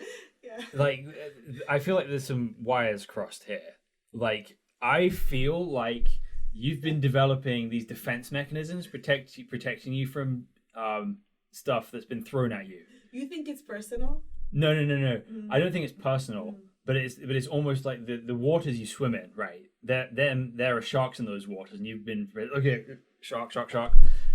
No. I just think that humans, in the abstract, I think that humans have placed so much emphasis on God, almost to the point where they don't want to take responsibility for their actions. Oh, for sure. And this is my problem. If you really want to know deep down what my problem is this is it. It's the same thing that, and with all due respect, I have a problem with like Christianity is like, you make mistakes, you repent, you're born again or something like that, right? Or like, your sins are forgiven, or Jesus died on the cross for your sins. I just don't think that's fair. I don't think that's fair. Why? I should be responsible for my actions. Why does someone have to go through the suffering for me? I am a human. I have a brain and heart. Why do I want to put all my blame on someone? Why? So that's something that I have a problem with in the Christian faith is that. And also, like, why do you wear the cross? If he was tortured on it, if he comes back and he sees you wearing it, why are you wearing the thing that he was tortured on? To be fair, I'm just wearing a t-shirt, I guess. Like that's cross-shaped, yeah, I guess. like that's the thing. Like, there are some things where I just like sit and I'm just like, why? And the same things where I argue and disagree with things in Islam too, and in Judaism. And there's all these rules that people do. So I like to block out all the noise sometimes. Sometimes I sit and I ponder about all these things that have been written and passed down to us and think about them. And, I teach my daughter, I teach her everything. And she's not growing up in an atheist household. She's learning about God, heaven and hell, and religion, and things have to be done the right way, and being kind and giving to poor people. She's learning all of that. When she grows up and she wants to be another Hiba, she can go ahead and do that. Argue and disagree and do whatever her own thinking. But for now, there has to be a structure, right? And so my issue is that, again, and I said it before, is that there are so many people that have been killed in the name of God, to the point where people are starting to hate religion. Mm-hmm. So I would love to see humans being challenged to be decent without necessarily saying, I'm doing it in the name of God or through God or this and that. Just to, in your face to the people who hate religion kind of thing. You know what I'm saying? Yeah. But I think, again, it depends on, what your God is like, right? If you believe that God values violence, I think God had done a wonderful job creating this universe. You can't think of a better creation than what we have. God created us, right? Every turn in the DNA in the double helix is calculated to the ampere. The A with the little circle on top. It's like 3.6 something. Every turn in the double helix in the DNA. You see the level of accuracy. Every angle between the molecules. They're so precise. All the chemical reactions. I mean, this is the reason why I studied biochemistry, is I wanted to know things down at the first level, at the atomic level, and just kind of zooming in all the way and see how things happen. Things run with such intricacy, such accuracy, such precision. There is no way that this is random. This is, calculated creation by something very big we can't even imagine. So I think God had done a wonderful job creating this world. But I think a huge part of us humans are, trying to do more work in the name of God than do good for others. And I'm sorry, like, I don't mean to, not you or Muslims or anyone. There are so many people that are focused on the work of God and this. Just do good. Just don't place so much emphasis. He's done his job. He created us. This is good. This is bad. I gave you a heart. I give you emotions. I gave you a brain. Use it. Be good to each other. And I feel like, if there weren't so many people focus just on the service of God, but instead focused on the service of earth and inhabitants of earth, then we wouldn't have so much famine. We would have clean water. And there are equally speaking, there are so many people and so many resources spent on space. Okay, I'm not against going to the moon and doing all these things, but don't we humans deserve clean water, all of us? How about we make sure that humans on Earth all have access to clean water, all have a roof on top of their head, and then we'll put a lot of money and a huge budget on going to space, on exploring space. Let's first address our humanity. So, I get what you're saying. I also think you're making somewhat of a false dichotomy. Why? Because it actually really depends what you believe Earth is here for, right? If you believe that Earth is just here as a test and real reality comes later, then I'm not talking about you, right? I'm talking about the general religious way to look at things, right? Yeah. This is just a test. This is all an illusion. The dunya is an illusion, right? Yeah, which I don't really like that. I don't believe in that. No, me neither. Yeah. But the Bible doesn't talk about eternity in heaven. It actually talks about eternity on earth. Okay. That God himself cares about physical reality and intends physical reality itself to be eternal. It intends the earth to be eternal and intends for us to live here in our bodies forever, not in some ethereal, otherworldly existence. So if you believe that... But how do we live forever when we grow old and die? Well, that's what the resurrection is about in the Bible. Oh, well, we sort of have that too in Islam. But you do, but it's slightly different. Yeah, but kind of, you see, they're all saying the same thing. They're all saying the same thing, just in a different version. Well, yes and no, right? Because there's a small differences, obviously. There are some differences. You could say they're large. I think they're small. Okay. You can look at the differences as grand, and I think that's where you decide to adhere to a certain faith and call yourself a certain, like you're a Christian, you're this. For me, I see those differences as small. I think I'm always looking at the much bigger picture. So okay, small difference, right? Earth and the reality we live in are just a dream and an illusion, versus it's important and will be here forever. Radically can change the way you approach life on Earth. I think both of them are very extreme in how, and I don't see how we're going to live here forever. For example, I don't see that, and I also don't think it's a complete illusion that we're living in. It is reality. It's what we're equipped to see out of this reality. What we see is not the same thing that a bumblebee will see. What we sense is not the same thing that other animals sense, because they have access to other senses that we don't have access to, right? So this is what we're created to experience. It doesn't necessarily mean that this is really brown or this is really black, right? So in a sense, it is sort of an illusion, but it's not really an illusion. At the same time, I don't know how we're going to be resurrected. Like, that's just, I don't know. I mean, that's part of the reason why I'm not very set hardly on the whole heaven and hell. Like later, I'm not really sure how that's going to work out. I don't know what I believe about this. I still didn't get there. I'm still in the surrendering phase. Let's just get through this. But I mean, I think I will stand, and I will continue to stand at this time. Maybe a year from now I will change, right? Right now I do stand with the challenge of, if we have a human in the abstract form without the label of religion and God, can human do good? Can we elevate as consciousness in one body without necessarily hanging our sins on another human or on another prophet or another God or the Son of God, without saying someone else take the blame for me? I want to be responsible for my actions. And from that, I will do good, and we will coexist in a coherent body together. Sounds noble. It doesn't sound very surrendery. I'm still getting there. Right? I'm still getting there.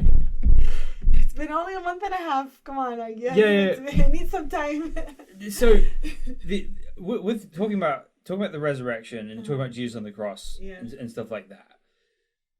The first thing that actually matters is it true?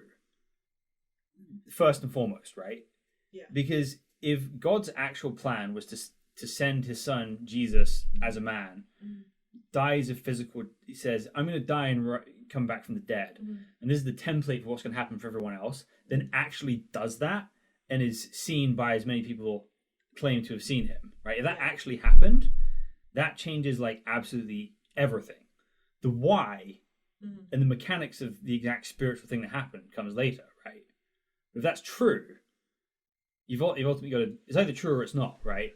Either it's either true or blasphemy from the Muslim perspective, or from the sort of secular, or from a sort of all roads work out in the end path. It's just like, it's a helpful, comforting delusion, but it has to be one of those. It can't just be. Or maybe maybe we will get what we believe in, and we can choose to believe in certain things. We don't know. Maybe if you strongly believe in the resurrection will happen with you.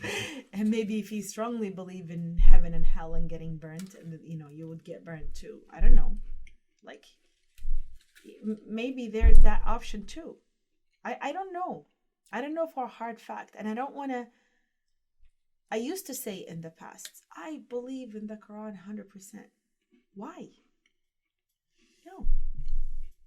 No, I don't. I don't know. It sounds good to me. I like reading it. I like the metaphors in it. I like the stories and everything. I like all of that, but I don't know. I don't know for sure if this is verbatim word to word or there is a missing piece. There is no way I can tell. They say that it should be perfect, but I don't know. And the same thing with you. You don't know exactly what happened. Like, how you didn't see Jesus getting on the cross, did you? No. So how do you 100% know? You're gonna tell me you just have a belief, or you have some stories, or what? Yeah. So I think for me, the way I'd start with this is that for a long time in my life, it's a kind of background thing. And then when I background thing, just so it's so like, you were born into it. Yeah. It's just kind of in the air I breathe, right? But I always just kind of grew up assuming, I'm one of the good guys, which is always a dangerous assumption. It is. I was just gonna say. And when I was 13, I remember going to hear someone say something. I can't remember a word of what he said, except that he was American and I was in England, so it was strange that he was American. But I remember at the end of that thinking, I actually want to know I actually want to know the God of the Bible. That sounds amazing. And then the next thing I went and did is my best friend had borrowed his cousin's phone, and we took that phone and we sent some really, really mean texts to this girl he was interested in, pretending to be him. And I just got like this window into the darkness in my own soul at that moment that, you can rationalize it away. It's always just kids being kids. But no, I saw it. I saw like malice in me at that point. And I realized there was a fundamental incongruence with who I was on the inside and who God was.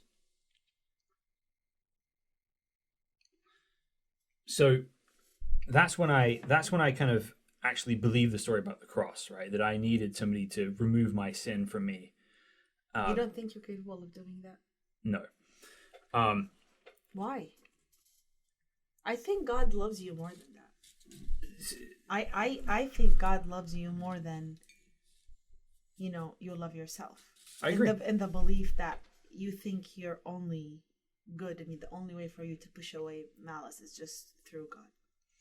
I think because God created you, and because God is confident in what he or she or God created you, because of the confidence in your creation, I think you should entertain the thought that you are capable of being good without any malice.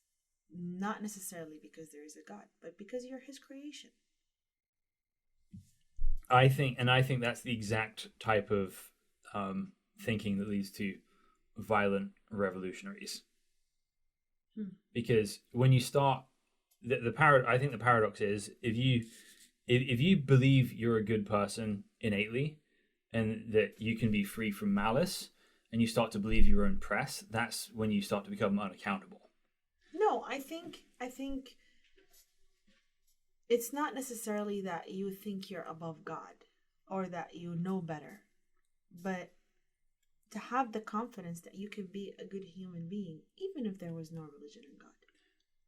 So, again, it turns into why is this such a, why do people not like to hear this? Because I've said this to many people and they all don't like it. I don't know why. Like, why? I don't see anything wrong with it. You know, I think it's a good way to actually, you know, if you want to come back at atheists, you know, that it's not necessarily about their religion, you know.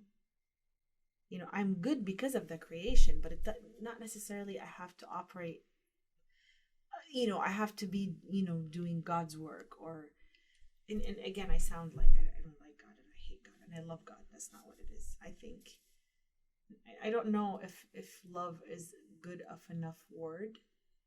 I don't think, I really genuinely don't think that saying I love God is enough. I think it's something more than love that we experience with God. Bigger. Yeah, I agree. I think the Bible has a specific word for that kind of love. But, right, at least from the perspective of my story, and we can talk about the logistics of how it's possibly good, not good at another time, that at that point, I knew I wasn't perfect, right? And I knew that there was darkness within me.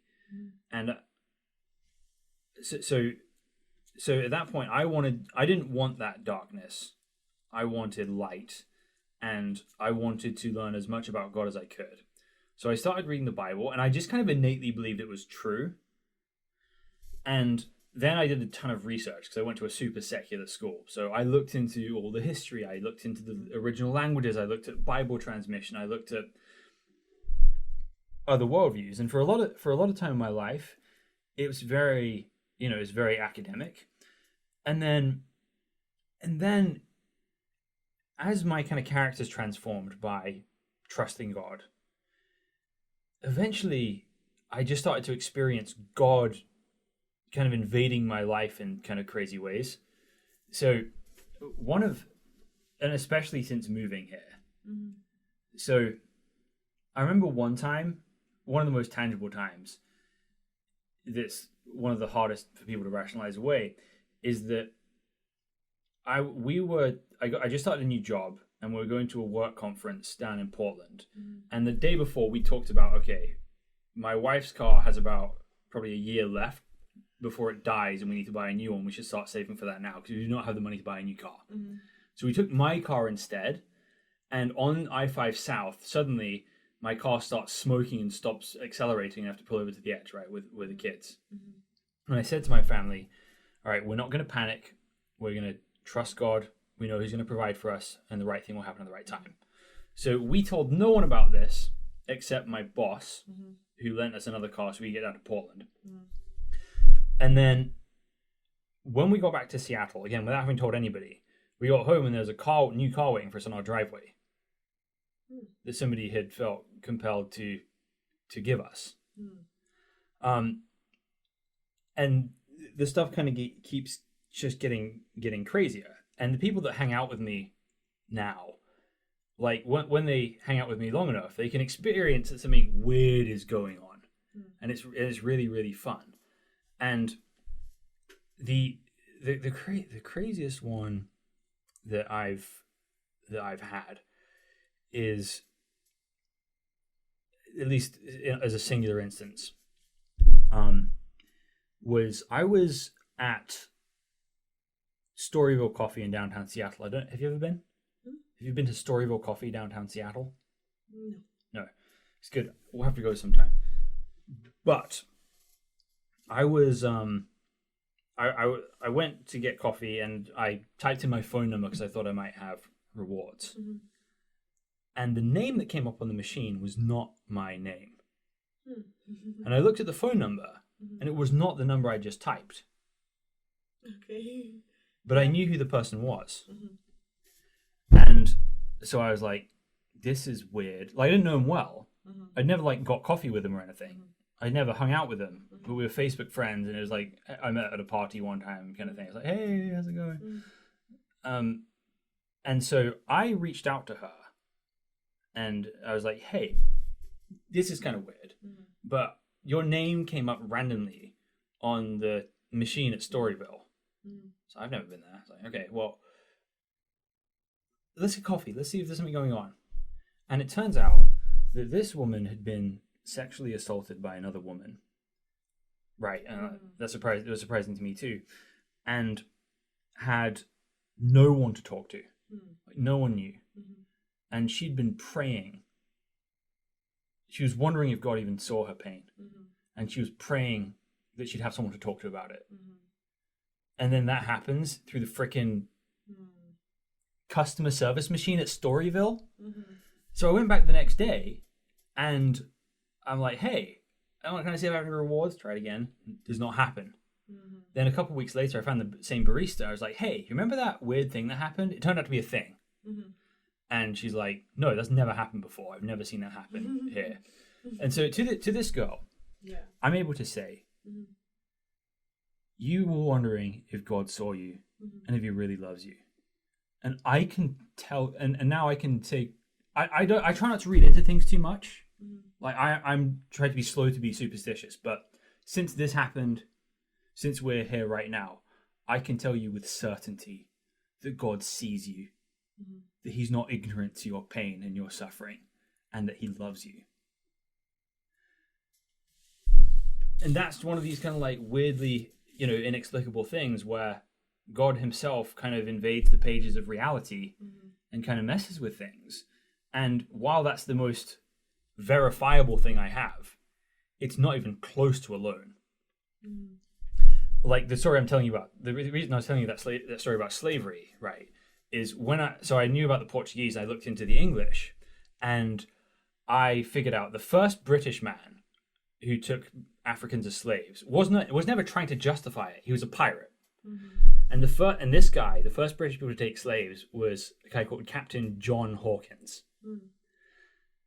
12 hours later, I'm at a barbecue, and my friend Patrick says, hey, James, you have to meet my friend Thomas Hawkins. I'm like, oh, like the pirate captain. And he's like, how the hell did you know that? That's my direct ancestor. So if I'd met him 12 hours earlier or 13 hours earlier, you work for Amazon? Cool. Yeah, good to meet you.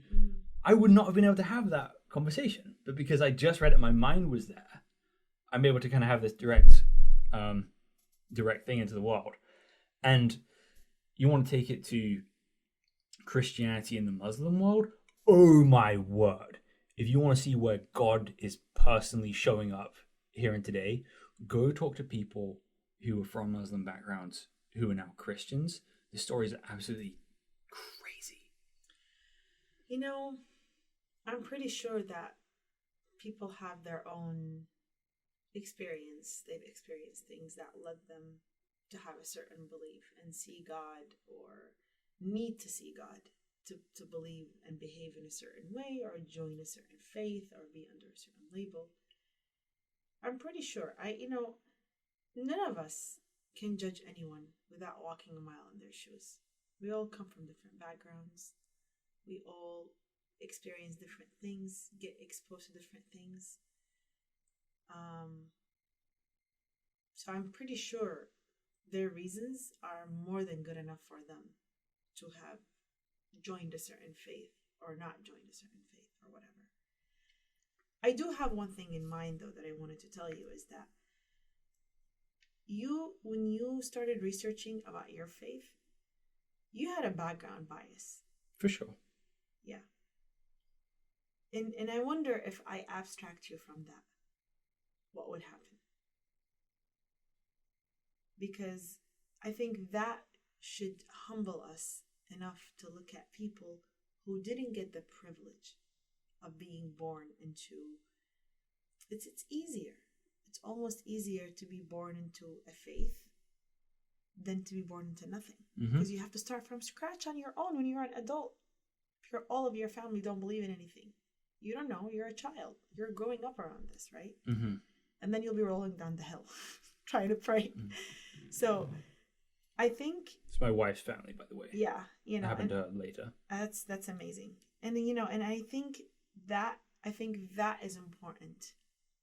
I think that would give us more compassion towards one another, is if we abstract ourselves from that luxury, because I think it is a luxury to be born into something, right? Some people look at it this way, some people look at it as a curse, you know. I think it's a good thing. I think, you know, studies had shown that any structure you grow up in as a family is better than no structure at all, even if you don't necessarily adhere to it as an adult. But growing up, it's good for you. So I wonder if you were abstract from that, if you did not grow up in that, you know, how would you see God? And does God really have to show up for you in order for you to be such a good human being?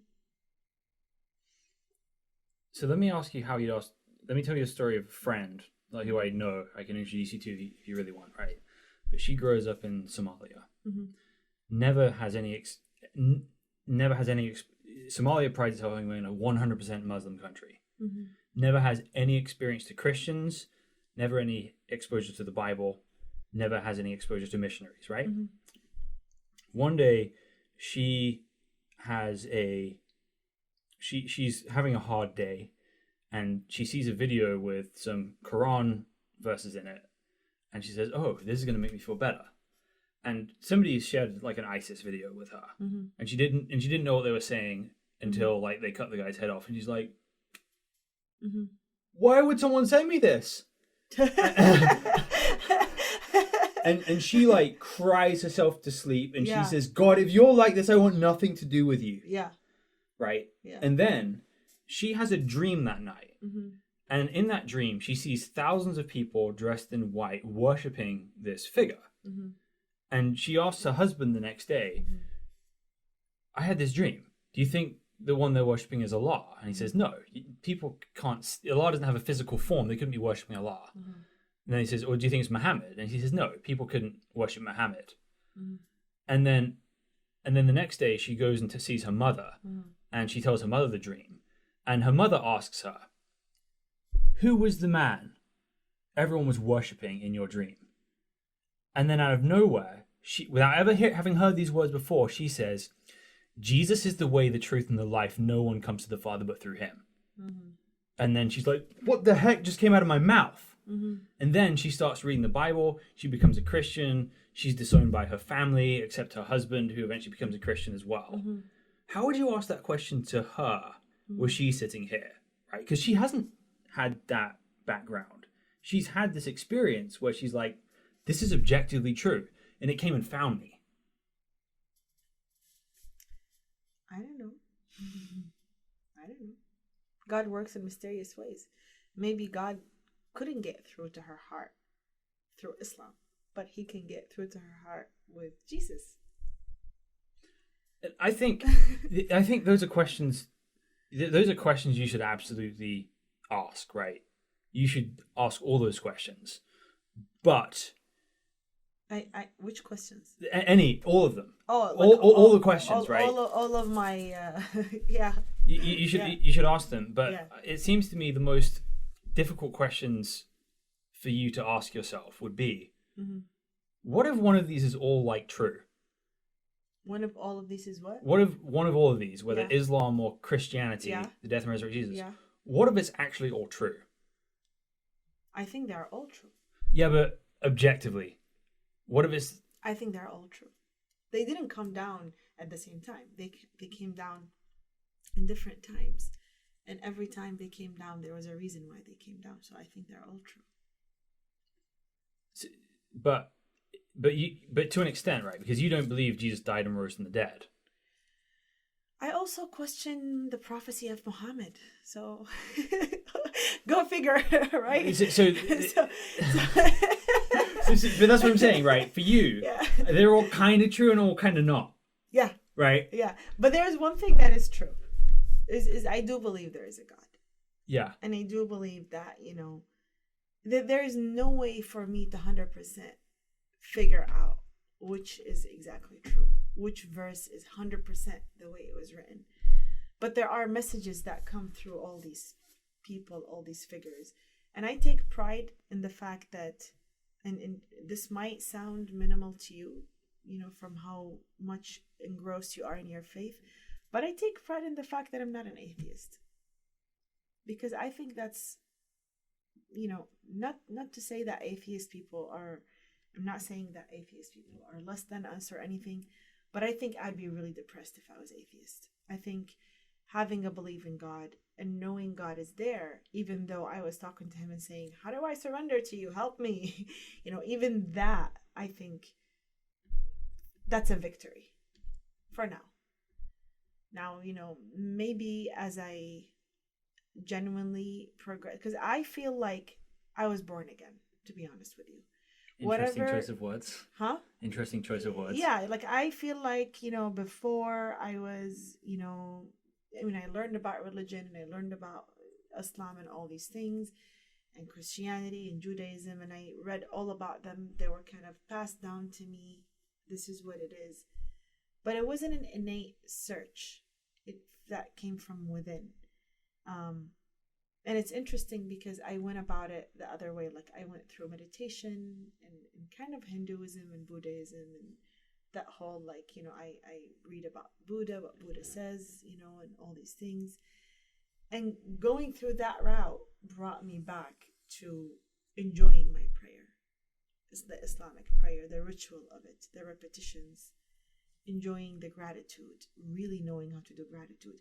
And I think it's just as simple as this sounds. It's just being able to do these from the heart to the T, regardless, in my opinion, of what faith you are. I think that's fundamentally the most important thing. Because I have the chance to sit here with you and learn about your faith and Jesus and how you see God through these stories. There are others who don't. There are others who are rolling down the hill trying to pray. And I think me and them, we have that raw feeling. And I think that's very important. I think that's the thing to hang on to. In my opinion, that's what I should hang on to and use it as a premise in life. And I think God is so grand and big and merciful. I don't think God will care if you believe in Muhammad or Jesus or believe in all of them, as long as you're a good human being who's done so well for you and people around you and have been a positive impact on this earth, not a harmful person. I think fundamentally the merciful God, I think the gracious, this is what he would be looking at. So with that, do you ever question whether you're good enough, or do you just always kind of feel that you are? Good enough. I don't think I'm good enough. I think I can be better.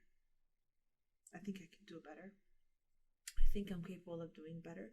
I always pray, I say, God, if I win the lottery, I will do so much charity. I'm going to help so many orphanages. I'm going to do so many things. I think we're all capable of doing better. And I certainly don't think I'm good enough by any means. I think I'm trying my best, to my best abilities while staying sane. I think I'm trying my best, but am I good enough as a human being? I think I have the potential to be better. I think we all can do better. There's always a room. And also there's a room for being compassionate with yourself. To be compassionate towards who you are and what you went through. So I think that again depends on if God is compassionate, right? I think God is compassionate. I agree. But I think that it matters how he's compassionate.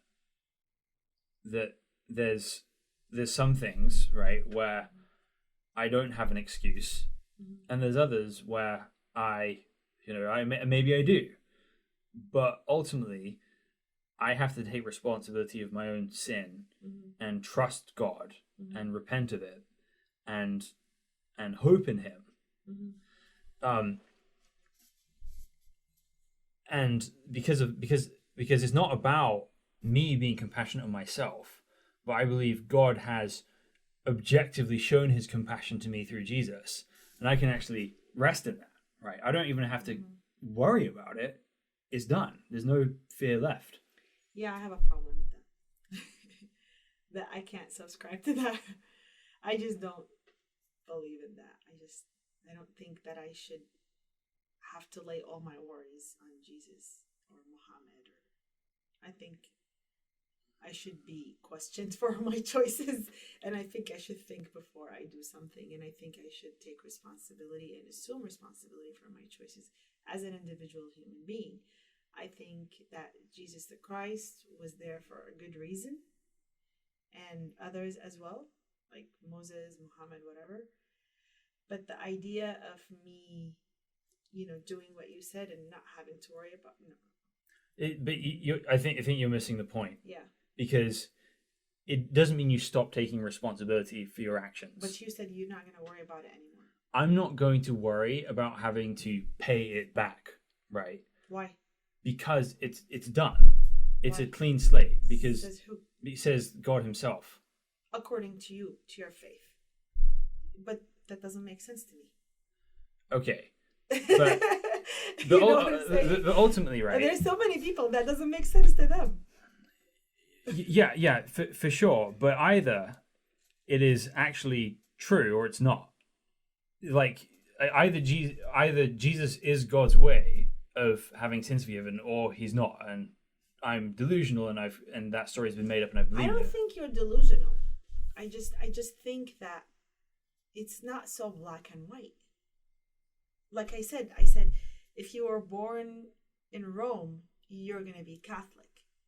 If you're born in Saudi, you're going to be a Sunni Muslim. If you're born in India, or I don't know which country exactly, you might be Buddhist or Hindus. I believe in a God that doesn't punish because you were born in a different geographical area and were exposed to a different faith. I think you and someone who's a Buddhist have an equal chance of having a good ending to your life, whether it's heaven or resurrection or whatever, based on your good actions in life, what you do, the choices you make, and not necessarily because Jesus will wash all your sins away. So again, that's fundamentally that's my issue with Christianity. This is which is what the whole thing rests upon. Yeah, right. Right, yeah. No issue with Christianity except the central premise. Exactly, right. Yeah, it's like that doesn't mesh well with me. I don't know. Yeah.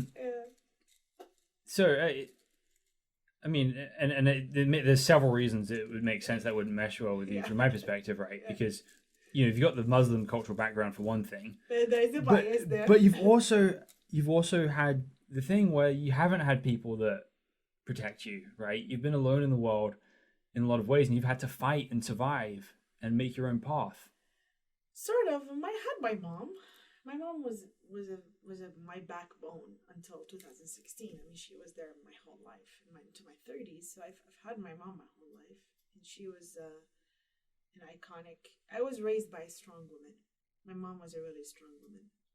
My grandma is a very strong woman. She's still alive until now, and those two women influenced how I grew up a lot.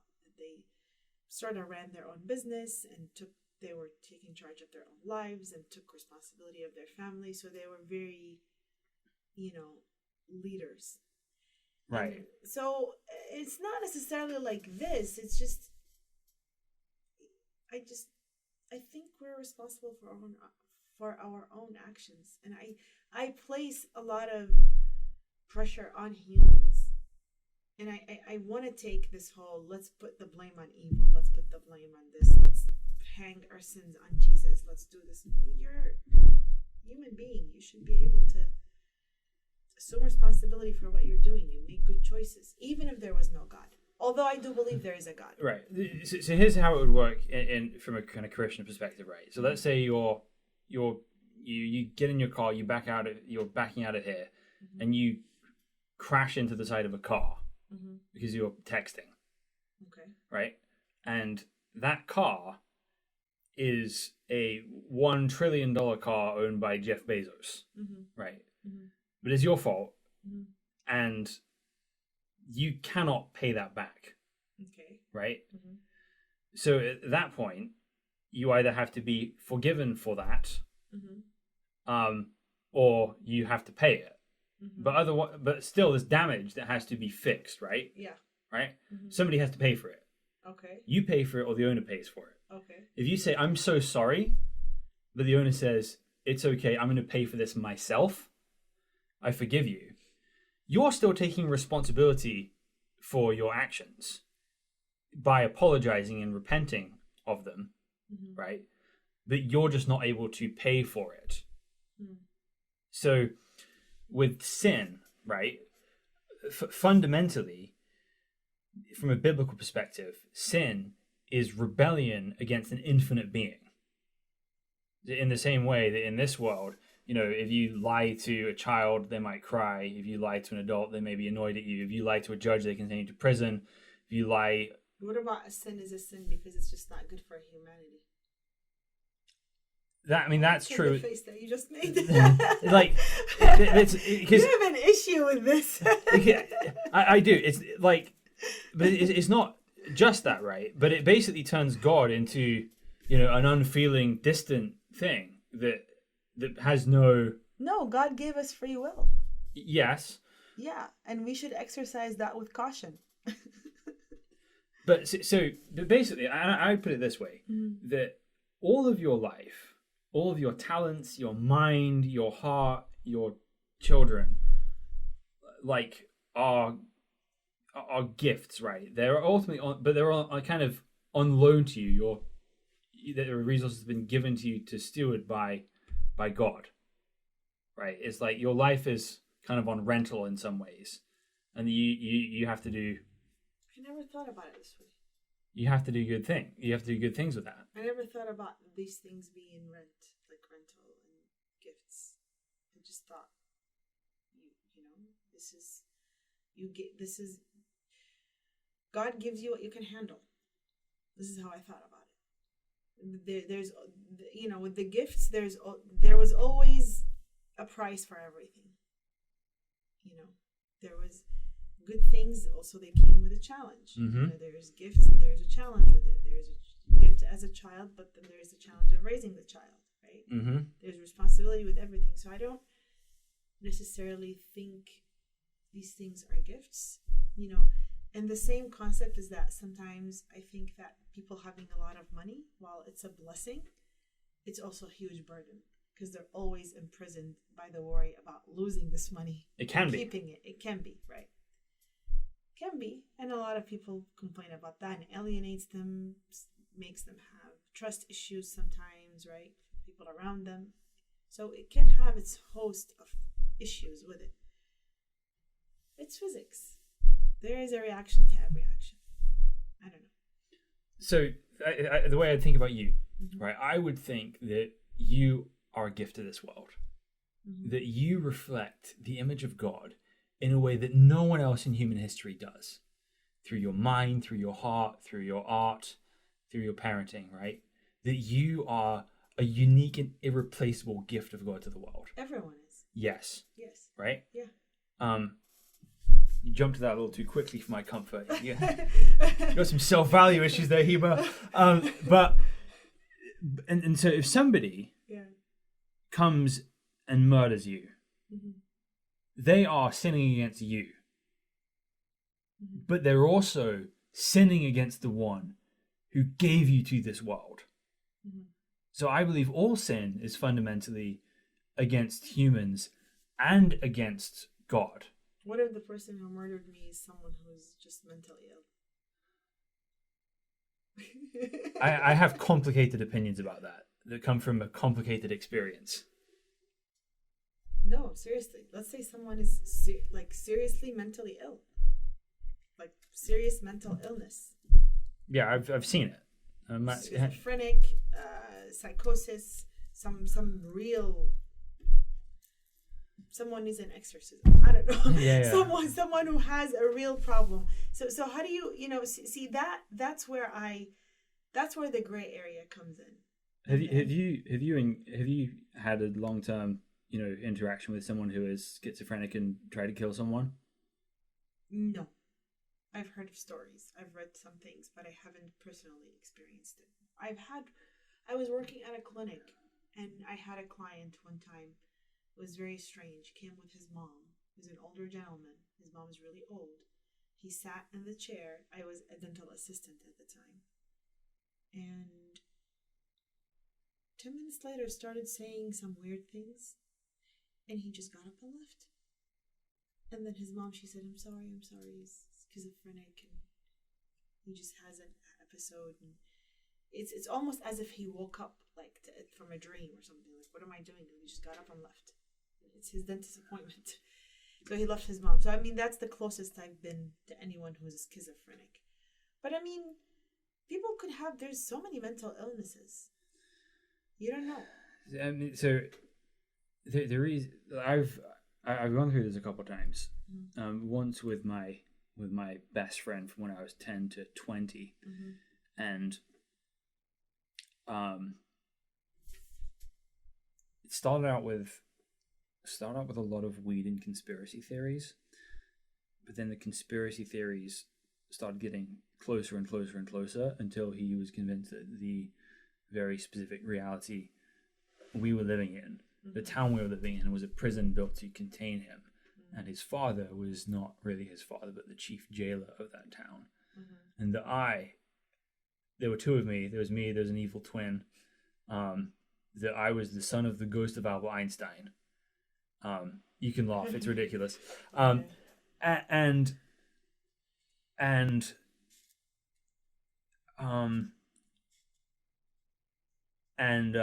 Eventually this led to him going and stabbing his father 3 times in the back because of this conspiracy. His father survived. He's fine. And he eventually, went to jail for a year. I really think the system did not do a good job with that. He needed help, and the system was not very well built to help him. Yeah. Right. Yeah. So I acknowledge all that. I acknowledge the mental illness. I acknowledge the absolute failure in the system. But being on the front row, I would never buy the idea that there's no responsibility there. Has he been diagnosed as schizophrenic? I believe so. Actual diagnosis? I think so. Most of the kind of treatment stuff happened after I left the country. No, I mean, if someone is legitimately in an insane asylum, in a hospital under treatment, and then they happen to murder someone, and they're maybe under the influence of the drug they're given. I don't know. I mean, my point is that things aren't so black and white. No, but so whether they're as guilty as somebody who intentionally murders you because why isn't your painting wearing clothes, right? Yeah. That, they may not have as much guilt, but I don't think they're innocent either. No, when we have an understanding of a background, we're not condoning their actions. Right. But we're having, it comes from a place of understanding and forgiveness. And it doesn't mean that, every child is born happy and wanting to love the world. And then environments and parenting and situations they grow up in turn them into this other thing. I cannot believe in that. Yeah. I haven't yet met someone who had a very healthy upbringing and was just inherently evil. I haven't met that. And until I meet that person, then that opinion will change. I haven't seen that yet. I really think that we are products of our environments. I mean, I don't believe the environment is irrelevant, but I also... I really think there's something more innate to it as well. But a lot of what the environment does is it trains people to behave. It doesn't necessarily change the core of who they are sometimes. There is free will. It doesn't, I was more than spanked as a child. I was, punished, and my mom used to beat me, and she did her best. And that's what everyone did at the time in that country. They beat their kids when they misbehave, right? Instead of talking to them and stuff. I can say, oh, this is how I grew up, so I'm going to hit my child. No, I have the free will. Even though this was my environment, thank God I have the awareness to research methods of parenting and choose other ways to raise my child. And not use the excuse that this is how I was raised and I'm going to raise her, right? So there's the free will. But most people who spank their kids were spanked in their childhood. And unfortunately, a lot of them, some people get entangled with life and responsibility, and they don't entertain the idea of doing their own research on how to parent their child and how to do things differently with their child. Mm-hmm. And so there comes the human responsibility. The human responsibility of, I'm a human, I'm responsible for my actions, so I need to do my part. I need to research other parenting methods that doesn't involve me taking my anger out on my child instead of actually benefiting them and teaching them something about their behavior and understanding their little brain. That's how it thinks. Doesn't mean that I need to hit it and spank it, right?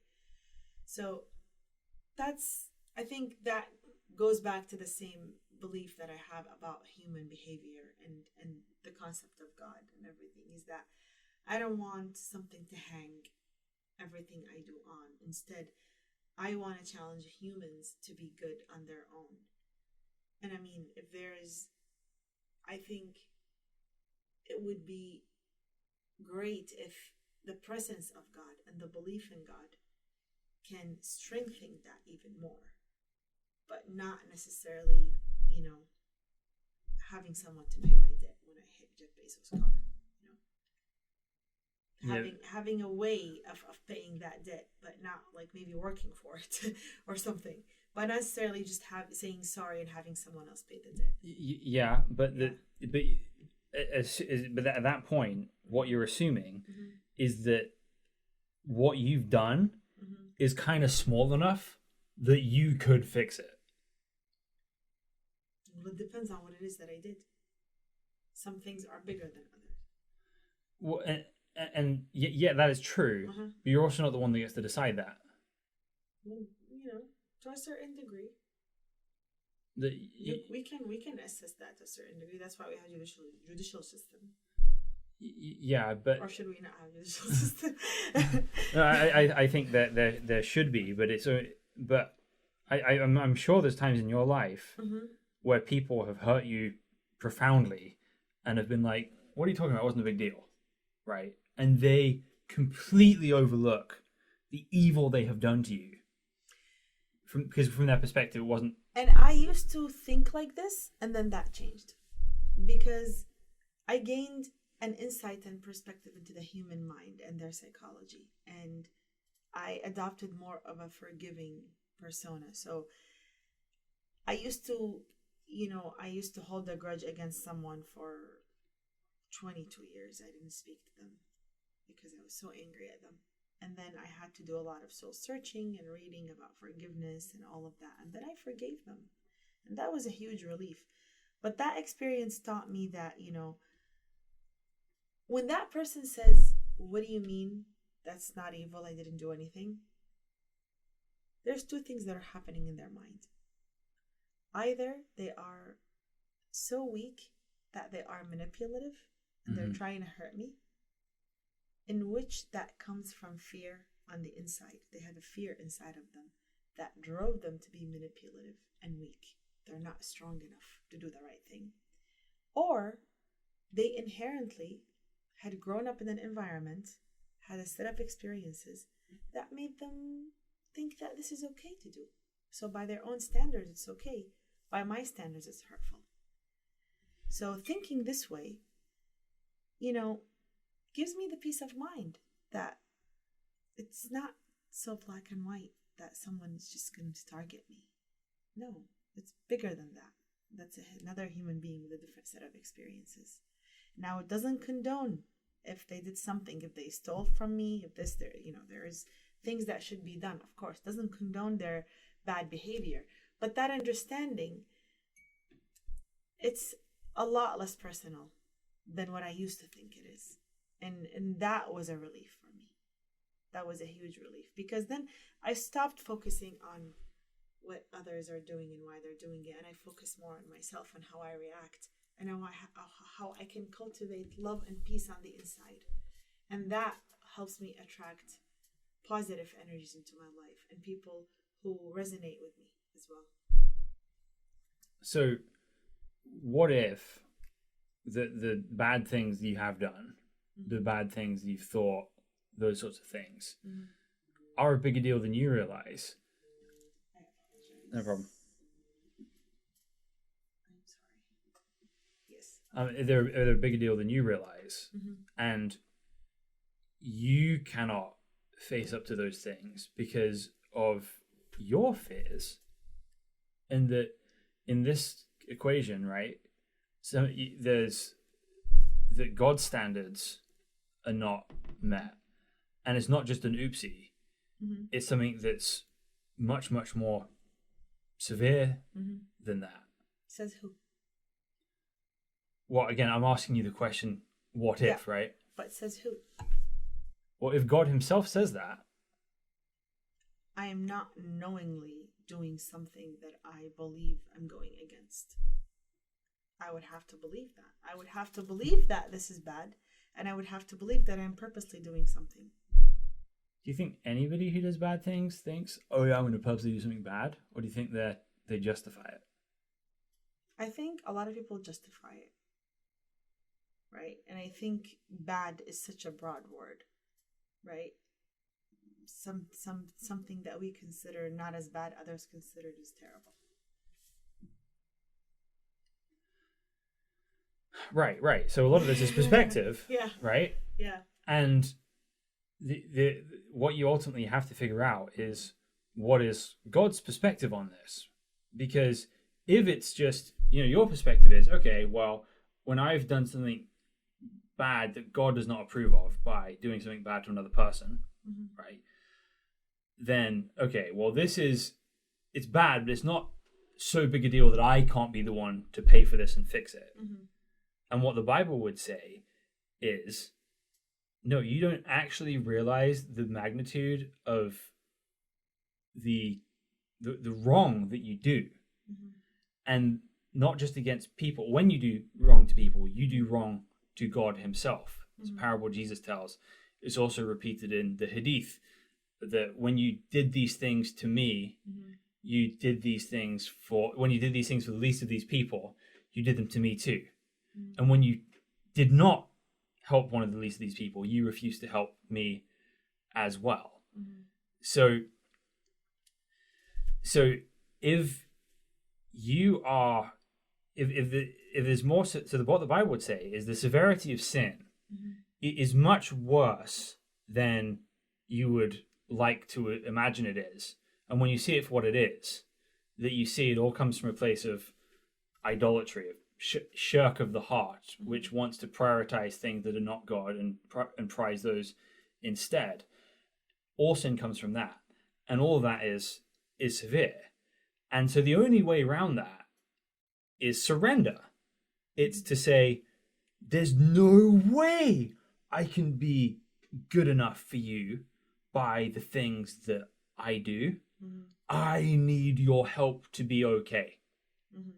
And then it's accepting with open hands the free gift of Jesus, which is how our sins are forgiven, how God pays the price. But he doesn't say, hey, don't even worry about it now.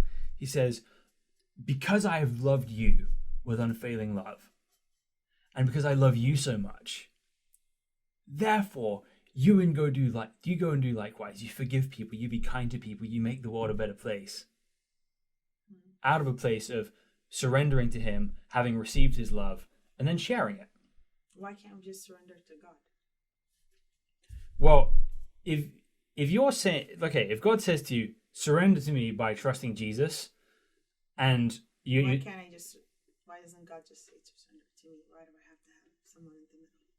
Well, we believe, the Bible says, that Jesus is God incarnate. So you're not surrendering to a man by surrendering to... And this is the difference between you and I, right? Is that you have... Your faith is based on the Bible and what the Bible says and the teachings of the Bible and what your religion has told you how things should be, right? Where I am rebelling against everything and questioning everything. Mm-hmm. Because I genuinely can't lie to myself. If I don't believe something, I'm not just gonna go ahead and say I believe in it until it happens. No, I have to really, really believe in it. If that makes any sense. Yeah. And so I know exactly what you're saying, and there's similar things that I can draw from Islam that I was taught, but the issue is a bit, for me, is a bit more fundamental than that. And I focus more on that because I know a lot of people who observe religion and they are quote unquote religious and do everything and observe all of these things. And then sometimes the major sins they commit makes me question their practice. Mm-hmm. And from there, is stems that the most important thing is on the inside and Agreed. how I feel towards God, and then those other things, they can just come later. They're not. I just don't believe the details are so important. Well, I can understand why you wouldn't, right? Mm-hmm. And everything you say, everything about the sort of the world around you, if you look at Sunni Islam, Shia Islam, Catholicism, and you say, okay, all these external rituals, mm-hmm. These aren't really the substance of what's important. Mm-hmm. I'm going to say 100%. Jesus himself is going to say 100%. Mm-hmm. And I think... But why do you guys put more focus on Jesus than actually God, who created Jesus and you? Didn't create Jesus. You believe Jesus is God? Yes. Like one? So Jesus created the earth? Yes. Oh. Yeah. Sorry. No. Excuse my ignorance. Okay. So in John 1 it says, in the beginning was the Word. And that's the name for Jesus, it later says in the passage. And the Word was with God, and the Word was God. All things were created through him and for him, and nothing that was created without him. Right? Interesting. And so we don't say, okay, God made a little God and therefore he's the Son of God. No. So then what? So let me explain it this way. First of all, right? God, we can only understand God if he actually reveals himself to us. Then where is faith? Faith is not about trusting in the existence of God. Faith is trusting God's goodness. This is faith to you? Yeah. So interesting. I have a different description of faith. So Abraham is considered the father of faith in the Bible. Okay. And this is what faith looks like for Abraham. God is about to judge Sodom.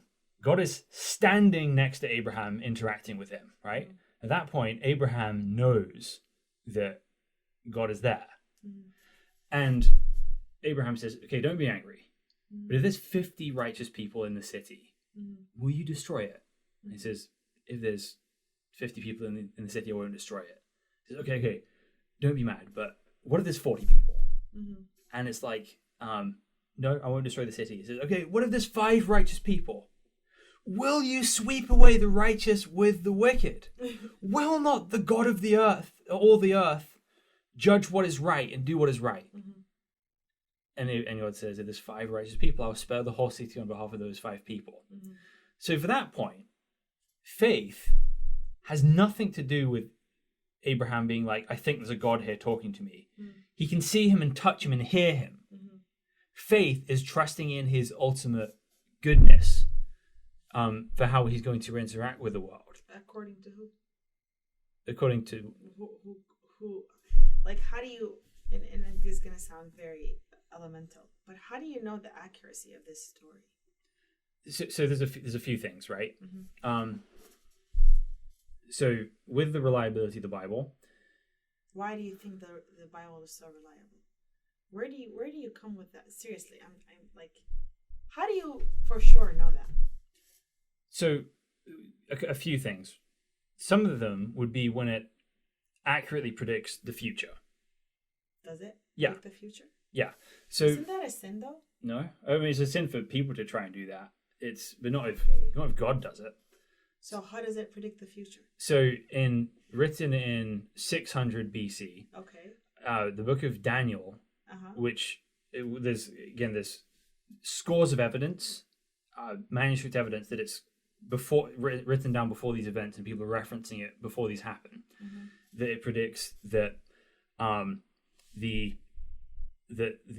he's writing in Babylon, your homeland, and I almost tried to make a ziggurat with these, by the way, to make you feel more culturally appreciated, but it just took too long, and I had to have masses of them. But in the Babylonian Empire, he says that there are 4 kingdoms going to arise on the earth, and he says that the first is going to be your kingdom, then this is going to be destroyed by the Persians, and then a king of Greece will come across the entire world. He'll take over the whole world, destroy the Persian Empire. But then the king of that empire will die, and the kingdom will be split into 4, not to his descendants. And then the northern southern kingdoms will go to war, and the northern kingdom will be about to defeat the southern kingdom when ships from a Mediterranean empire, Kittim, or the Roman Empire, will come, and it will stop, and it will turn the armies of the north back. They'll go attack the land of Israel, and then the leader will die, and the land will be free of these people. And specifically, all of that comes true to a T throughout human history. How do you know that? Well, just kind of we know tons of things about Alexander the Great, for example, right? And the Seleucids. So you were told by someone that the predictions came true. I mean, I've read. I love reading ancient history, so you read a book. History is written by the winners, right? No. Yeah. It depends when. Like now, not so much. But the Jews were not the winners at that point. They were a conquered people. But you have external sources as well. How do I believe everything that the person wrote at the time? Like, how do I know what their true intentions were? Well, see, you're not going to get anywhere with me. So you don't know their intentions, right? Yeah. But when they say the king of Greece is going to arise, he's going to take over the whole earth, destroy the Persian Empire, but he's going to die, not have any kids, and his empire is going to be divided to 4. At a certain point, it doesn't matter what the intentions were. Either that's written before and it happens, or it doesn't. And is this why you believe? Because you read these things. It's one of the reasons. Tangible experiences are other things, but and also this is how you grew up. Yeah, it is. But this is your earliest experience. This is the most it makes you feel home because your psychology, you're growing up around it. You might know less about me than you think. But no, you told me. You yeah. me. You said that you grew up in this, right? That was one of the first things you said earlier. Yeah, but again, I can happily introduce you to people who did not grow up in this, right? Who can tell you the same things. I'm just giving you a hard time. I know. So for me, one friend of mine, a guy called Sean, who lives down in Southern California, Iranian, right? He grew up in a Shia Muslim family, and he was an atheist for a long time, and then he's trying to get his Christian friend to go to a party with him, and is like, yeah, we're gonna meet some cute girls, we're gonna get drunk, we're gonna do drugs, and it's like, no thanks, I don't want to do that. And then Sean says, no, you're not allowed to do that, you want to do it. And he's like, no, I genuinely don't want to do it. And he's like, huh. And then 10 years later, he has some gambling debt, and he calls his Christian friend. It's like, hey, can you help me out? It's like, sure. And then a couple of years later, he calls him back, and it's like, okay. He's like, I know, I don't have any money for you. So no. I'm actually wondering if you have a Bible. I don't want anyone to talk to me about it. I just want to read it. I don't want to think about it.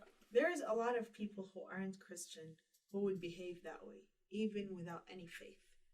And there are people I know who are Muslim, who are not very strict Muslim, who have friends who drink, who gamble, who take drugs, who try their friends to guide them to do this and they still don't do it. I don't think this has anything to do with faith. Well, you didn't let me finish the story. Okay. That wasn't my point. Okay. My point is that so when he started reading the Bible, Okay. he was like, because he grew up as Muslim, like, okay, but how do I know this isn't corrupted?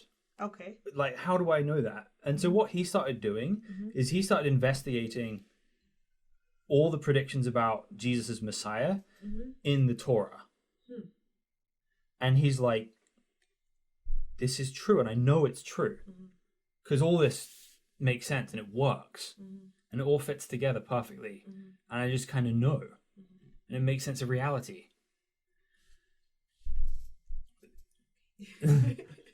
So, like, it... yeah, it's difficult, but here's what I would say. I would never say, don't ask too many questions, trust the scholars, right? Okay, we have experts who's figured this out, so you just have to do what we say, right? Never gonna say that. That's what everyone says. I know. That's what everybody says. But I'm never gonna say that to you, Yeah. right? What I would challenge you to do is just ask the question. Trust me, I'm already challenged. Let me first get through surrendering. Yeah. Let's get that down. It's I think ultimately all this leads to the same result.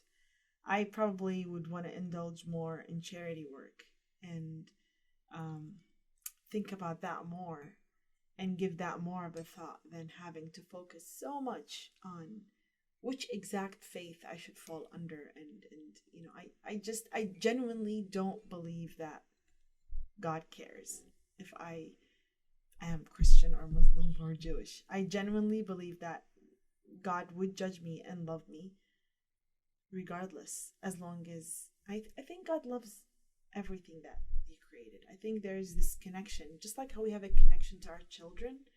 Imagine this is God, right? So I think God is merciful, you know, a lot more merciful than what we think. So, you know, I appreciate what you're saying. I really do. But I inherently have a bigger challenge to first deal with, which is knowing how to really surrender 100%. Yes. And what I'm trying to say is that that's innately connected to the person of Jesus. And hear me here, because people often will kind of look at the kind of work I do and think, okay, you've got ulterior motives. I have ultimate motives. I don't have ulterior motives. So here's the thing.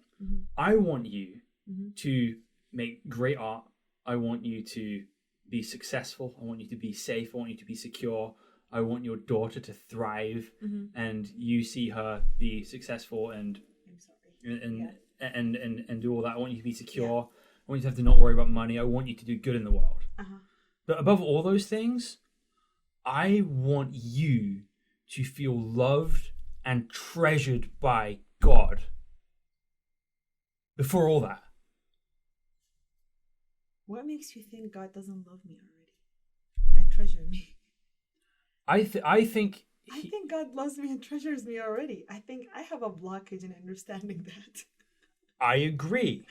Yeah. I agree, right? I think I need to figure out how to connect to that. I think God loves me and treasures me already. I agree with that. Yeah. I'm not saying become a Christian so that God will love you. I'm saying that God already loves you, and the blockage you have from understanding that is not understanding what he has done for you in Jesus.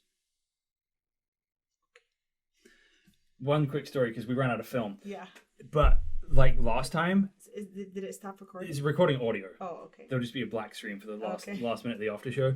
But this went exactly how I thought it would go, by the way, and I was excited for it. That's okay. We'd have a long after show, but like the first time, I have a horrible confession to make.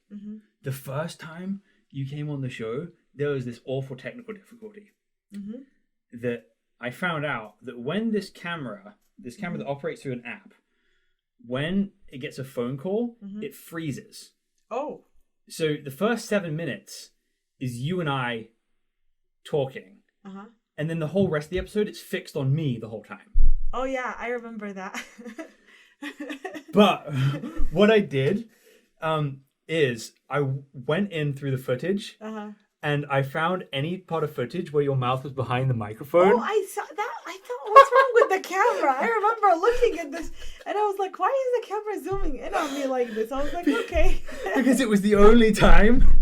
So I had to digitally reconstruct you from the 7 minutes of footage I had. You did a good job, though. You did a really good job. I was wondering. I'm like, why is his camera zooming in on me and out? This is so weird. I'm like, maybe I just a special camera. I felt so deflated by the end of it. Oh, that it was totally like. fine. No, I know. I know you notice. would. Yeah. I know you would mind. Again, most people like listen to the audio, but it was like, no. We had this great dynamic conversation, and it was just like this still frame of my face the entire time. Well, now you're a pro. Yeah. Yeah. Getting there. Adolescent. Yeah. Well, this was so nice. Thank you so much for having me. Thanks for the tea. And yeah, this went on much longer than we expected. No, it didn't. No? I expected this. I really? love talking to you. Oh, me too. I'd love to Thank you get. so much I'd love for to get. having me. I'd love to get coffee off the air sometime.